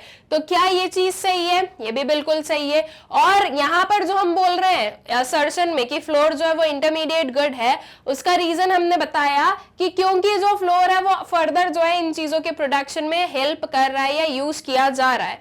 दैट मीन्स कि असर्शन भी ट्रू, रीजन भी ट्रू, और जो रीजन है वो करेक्टली एक्सप्लेन कर रहा है किसको, असर्शन को।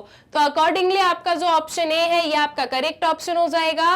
That is both A and R are true and R is the correct explanation of A. All right, so I guess ये क्वेश्चन भी जो है अच्छे से क्लियर हो गया है आप लोगों को। फिर चलते हैं नेक्स्ट वाले क्वेश्चन पर।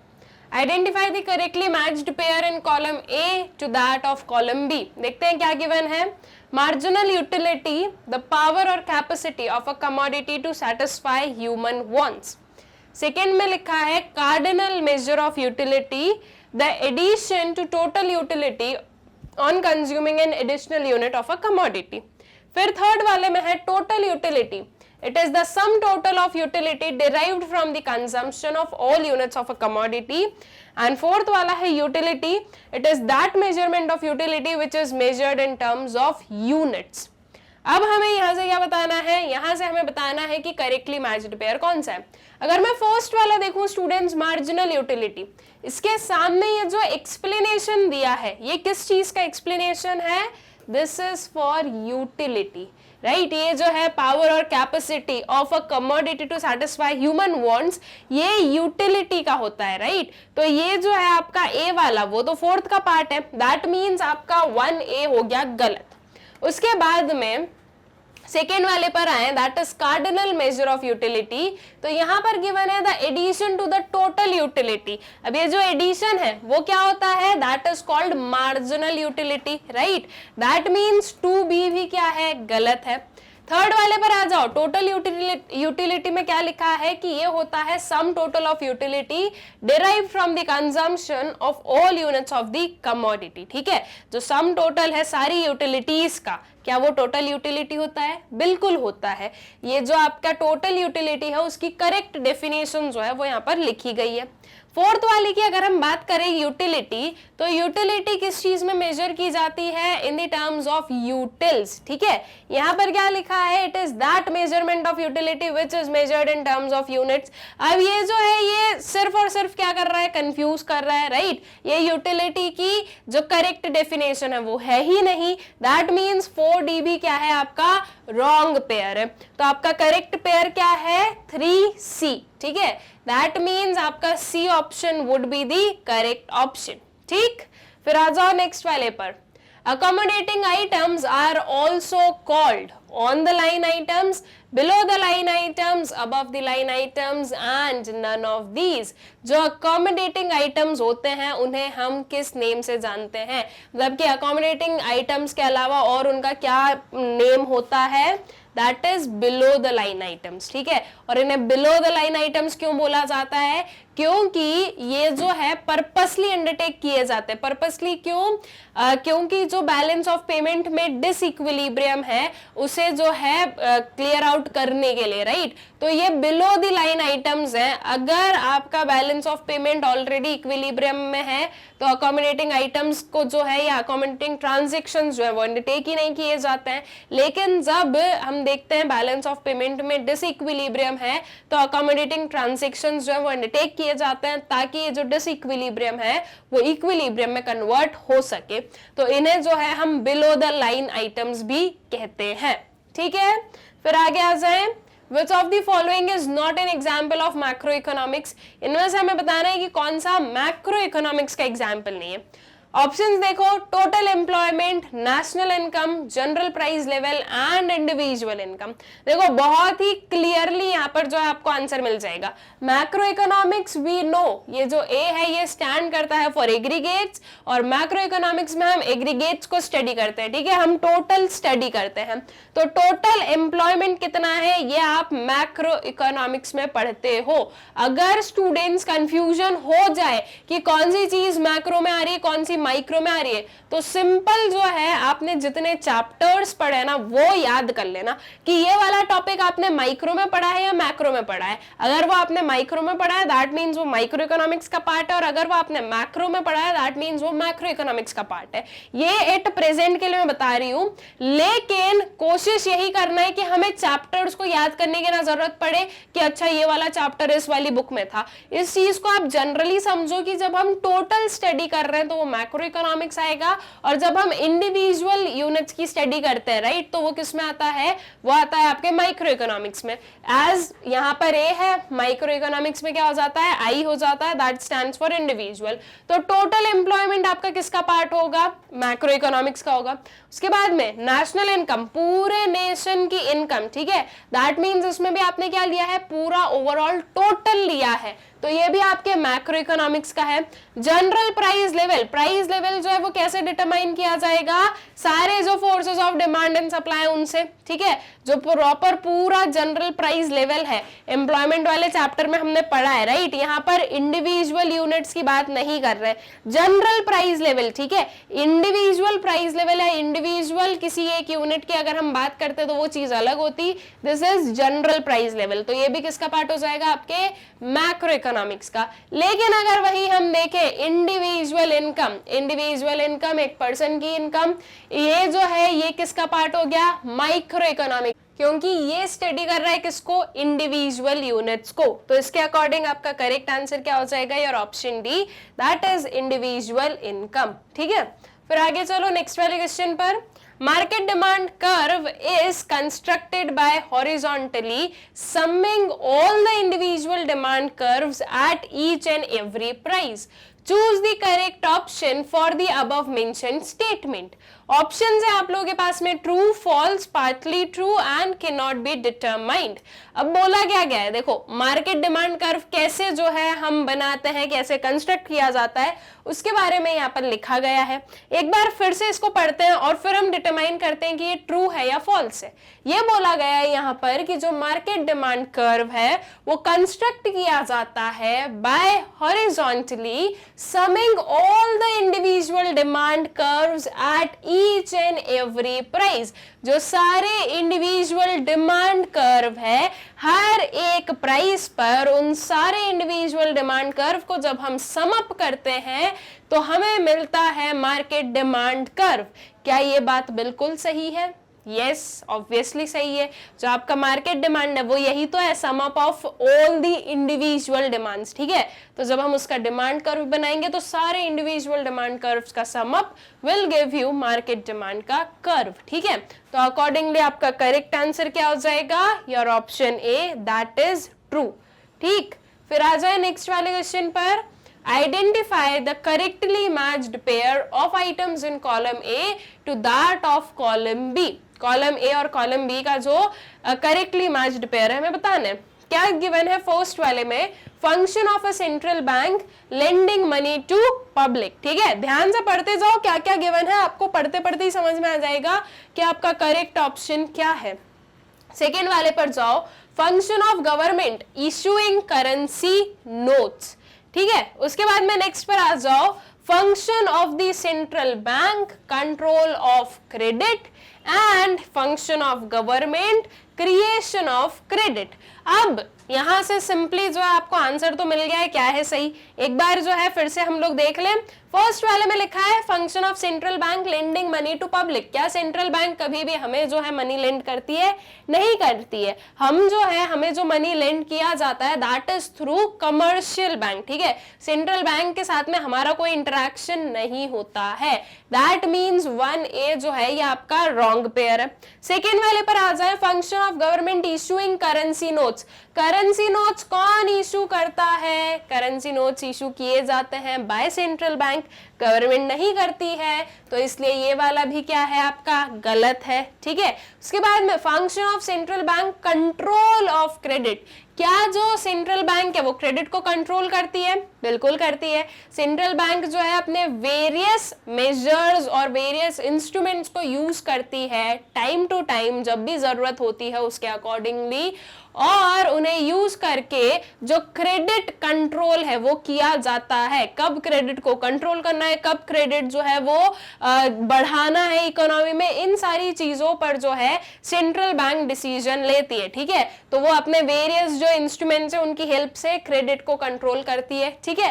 Then function of government creation of credit. Credit को क्रिएट करना, दैट मीन्स एक काइंड ऑफ जो मनी क्रिएशन हम बोल रहे हैं, ये कौन करता है? कमर्शियल बैंक करती है, गवर्नमेंट नहीं करती है, राइट। तो आपका करेक्टली मैच्ड पेयर कौन सा हो गया? 3C, that is your correct option would be your option C, ठीक है। फिर आ जाओ नेक्स्ट वाले पर।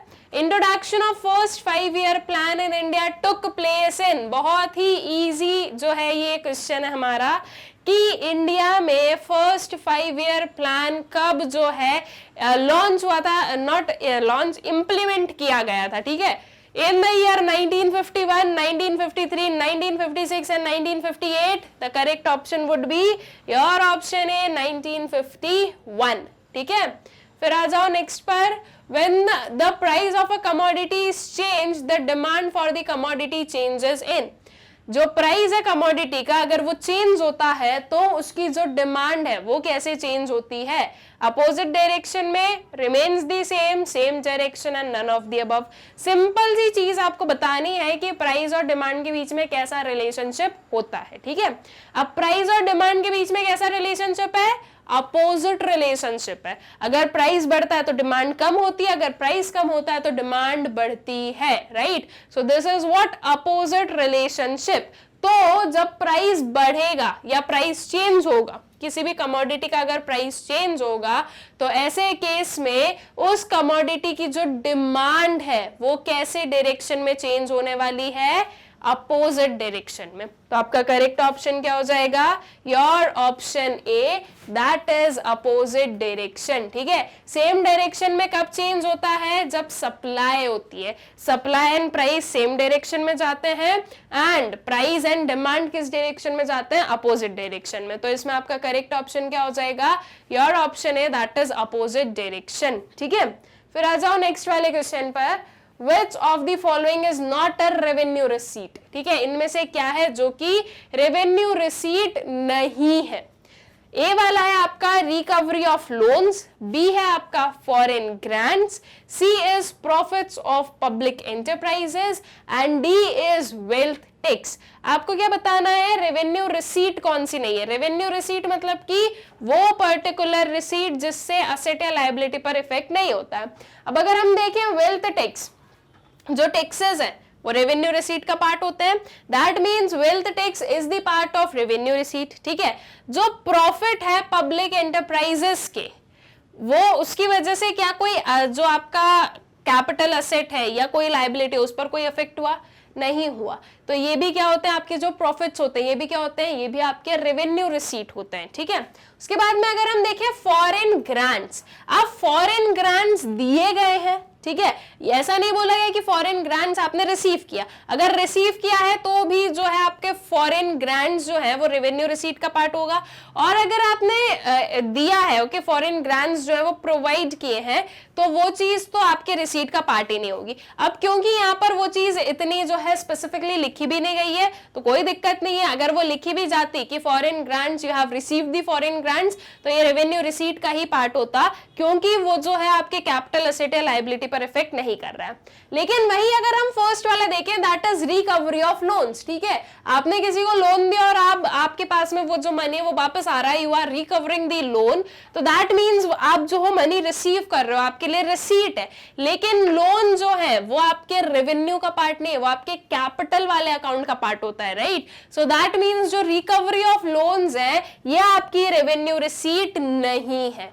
तो आपका करेक्ट ऑप्शन क्या होगा? Your option A, that is recovery of loans. ठीक है, फिर आ जाओ नेक्स्ट वाले पर। In pre independent India who was the first to discuss the concept of poverty line?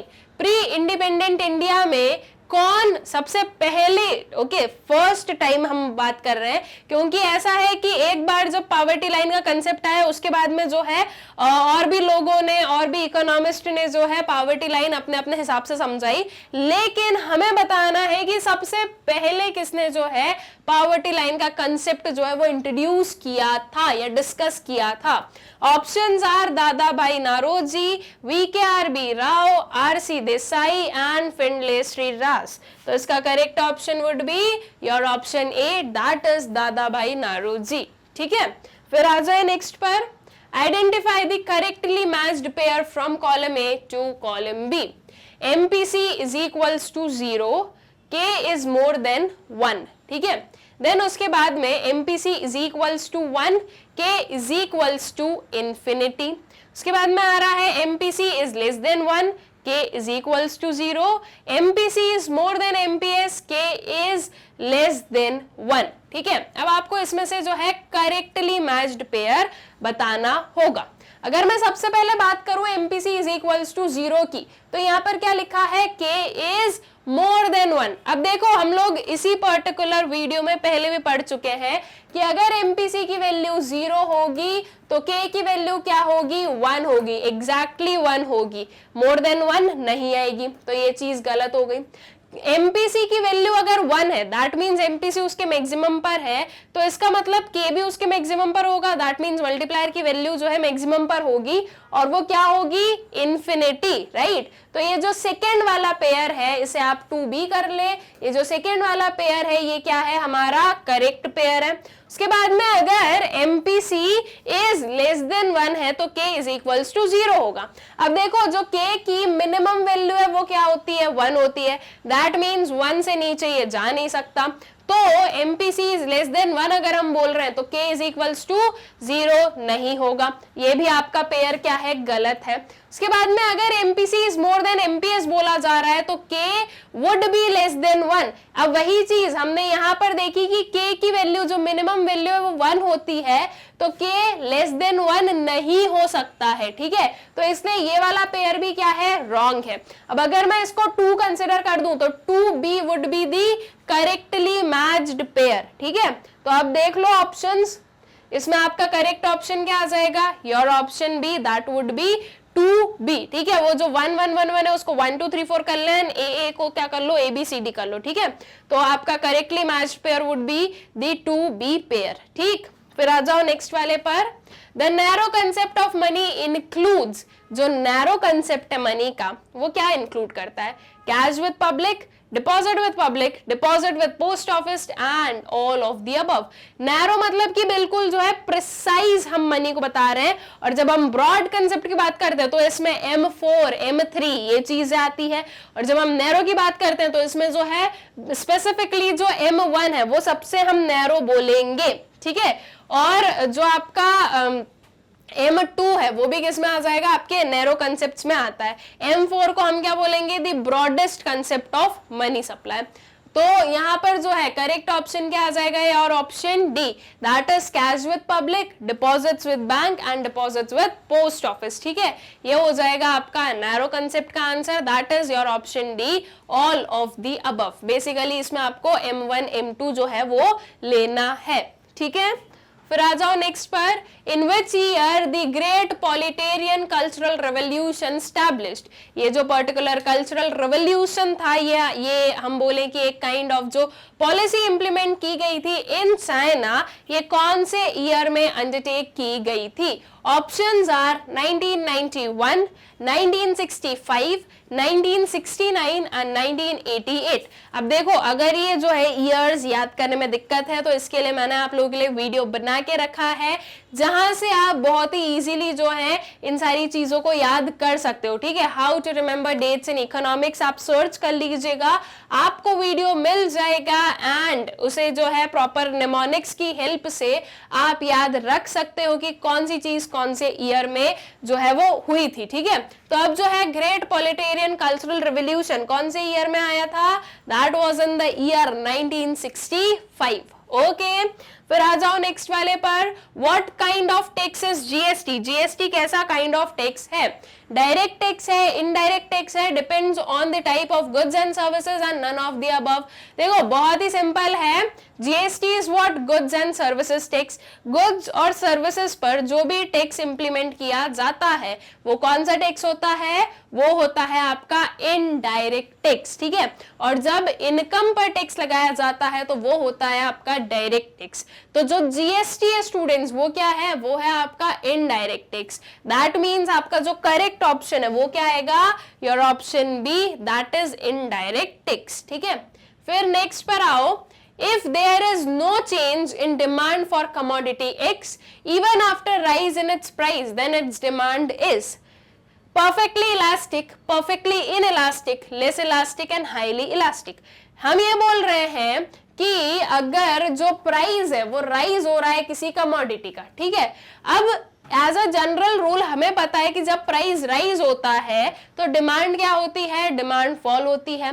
लेकिन अगर हम देख रहे हैं कि प्राइस के राइज होने की वजह से भी जो डिमांड है उस पर कोई इफेक्ट नहीं हो रहा है, तो ऐसे केस में जो डिमांड है उसे हम क्या बोलते हैं, वो कैसी डिमांड होगी आपकी, इन इलास्टिक डिमांड होगी, राइट। इन इलास्टिक मतलब with the change in price there is no change in the demand, ठीक है। और जब हम इलास्टिक की बात करते हैं तो with change in price there is the change in demand. अब इसमें आपका परफेक्टली इन इलास्टिक होगा या लेस इलास्टिक होगा, क्या चीज होगी। अब देखो सिंपल सी चीज है, ये नहीं बोला गया है यहाँ पर कि आपके उसका जो है थोड़ा बहुत चेंज हो रहा हो, ये नहीं बोला गया, सीधा सीधा बोला गया है नो चेंज, बिल्कुल भी चेंज नहीं हो रही है डिमांड। जब बिल्कुल भी डिमांड चेंज नहीं हो रही है, इट मींस कि उस पर्टिकुलर कमोडिटी की जो डिमांड है वो कैसी है, वो परफेक्टली इन इलास्टिक है, ठीक है। इसमें हम बी ऑप्शन को करेक्ट बोलेंगे स्टूडेंट, सी को इसलिए नहीं बोलेंगे क्योंकि यहाँ पर नो चेंज बोला गया है, ठीक है। और नो चेंज बोला गया है अगर यहाँ पर बोला गया, अगर ऐसा बोला जाता कि there is a less change okay in the demand, तो हम बोलते कि वो लेस इलास्टिक है, लेकिन नो चेंज बोला है, दैट मीन्स कि आप प्राइस को चेंज कर लो फिर भी कोई चेंज नहीं होगा आपकी डिमांड में, तो इसे हम परफेक्टली इनइलास्टिक डिमांड बोलेंगे। तो इसमें आपका करेक्ट ऑप्शन क्या आएगा, your option B would be the correct option. ठीक है, ऑप्शन बी क्या होगा आपका करेक्ट ऑप्शन होगा।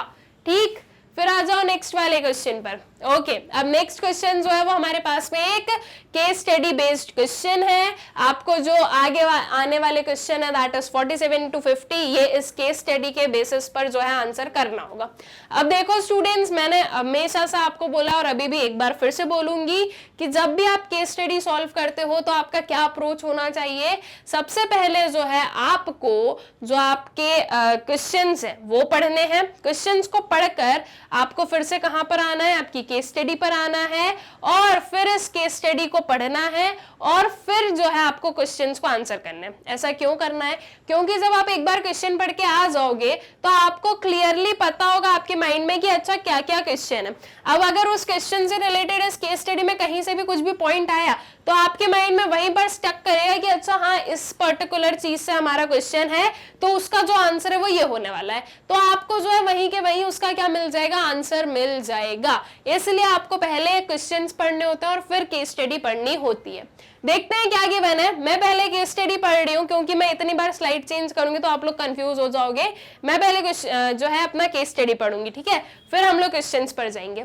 अब क्या गिवन है ये देखते हैं। The country's real gross domestic product that is GDP is likely to expand by 11% in the next financial year due to a faster economic recovery and in a low base, says a report। ठीक है, the report by domestic rating agency Brickwork ratings said economic activities are slowly reaching pre-COVID levels following the relaxation of the lockdown, except in sectors that remain affected by social distancing norms। ठीक है, तो एक किसी report में ये बोला गया था कि जो कंट्री की रियल ग्रॉस डोमेस्टिक प्रोडक्ट है वो 11% तक जो है एक्सपैंड हो सकती है। और ये इस वजह से हो रहा है क्योंकि अब जो है लॉकडाउन वगैरह हटाए गए तो उसके बाद में जो है वापस हम प्री कोविड लेवल्स पर जा रहे हैं। मतलब कि कोविड आया था उसके पहले जैसे हमारी पूरी कंट्री वर्क कर रही थी, अब वापस जो है वैसा वर्क स्टार्ट हो गया है एंड हो रहा है। तो इसलिए ऐसा माना जा रहा है या ऐसा हम अज्यूम कर सकते हैं कि जो इकोनॉमी है वो काफी फास्टर पेस पर ग्रो करेगी। ठीक है, with progress in developing an effective vaccine for कोविड-19 and signals of faster than expected recovery in the domestic economy and also supported by a low base, we expect the real GDP to grow at 11% in YW22 from the estimated contraction of 7% to 7.5% in the year 21, the agency said। ठीक है, तो agency का कहना है कि क्योंकि हमारी जो इकोनॉमी है उसमें जो है फास्टर रिकवरी जो हमने देखी एंड बाकी सारी जो चीजें हैं उनकी वजह से हम बोल रहे हैं कि इस पर्टिकुलर ईयर में 2022 ईयर में जो रियल जीडीपी है वो एक्सपेक्टेड है कि वो 11% से ग्रो करेगा और जो एक कॉन्ट्रैक्शन हमने देखा था 7% टू 7.5% का इन द ईयर 21, उस पर्टिकुलर कॉन्ट्रैक्शन के कंपैरिजन में इस ईयर जो है हम 11% की ग्रोथ देखेंगे। ठीक है, according to the first advance estimates of national income released by the National Statistical Office, the country's GDP is estimated to contract by a record of 7.7% during the current financial year। ठीक है, और जो NSO की report है उसके according जो current financial year है इसमें जो जीडीपी है वो 7.7% से कॉन्ट्रैक्ट होने का एस्टिमेशन दिया गया है। ठीक है, कि जीडीपी जो है वो कॉन्ट्रैक्ट होगा। अब ये हो गई हमारी केस स्टडी। अब इस पर बेस्ड जो क्वेश्चंस हैं वो देख लेते हैं। ठीक है, अब यहाँ पर जो है हमें अपना माइंड लगाने की जरूरत नहीं है, सीधा सीधा जो केस स्टडी गिवन है उसके अकॉर्डिंग क्वेश्चंस देखो और आंसर करो। So क्वेश्चन है आपका, real GDP is when the goods and services are produced by all producing units in the domestic territory of a country during an accounting year and valued at dash prices और constant prices. ठीक है, base years, current years, both A and B and neither A nor B. अब basically आपको यहाँ पर बताना है कि जो रियल जीडीपी है वो बेस ईयर के प्राइसेस पर जो है वो एस्टिमेट किया जाता है करेंट ईयर के प्राइसेस पर।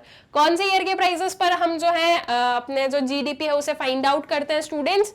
That is base years price, right. एकदम सिंपल सी चीज है। तो आपका करेक्ट ऑप्शन क्या हो जाएगा? Your option A. We know कि रियल जीडीपी जो है वो बेस ईयर के प्राइसेस पर या फिर जो कांस्टेंट प्राइसेस है जिन्हें हम कांस्टेंट प्राइस भी कहते हैं उन पर जो है आपका ये जो है रियल जीडीपी फाइंड आउट किया जाता है। तो आपका option A that is base years is the correct option. All right, फिर आ जाओ नेक्स्ट वाले क्वेश्चन पर। अब एक असर्शन रीजन बेस्ड क्वेश्चन है, देखते हैं क्या गिवन है। असर्शन में गिवन है the country's real gross domestic product is likely to expand, और रीजन में लिखा है some sectors remain affected by social distancing norms. ठीक है, तो ये आपका असर्शन में बोला गया है कि जो कंट्री का रियल ग्रॉस डोमेस्टिक प्रोडक्ट है वो लाइकली टू एक्सपांड है। यही चीज हमने अपनी केस स्टडी में पढ़ी। सो दिस इज ट्रू। ये केस स्टडी से लिंक कर देना, ठीक है।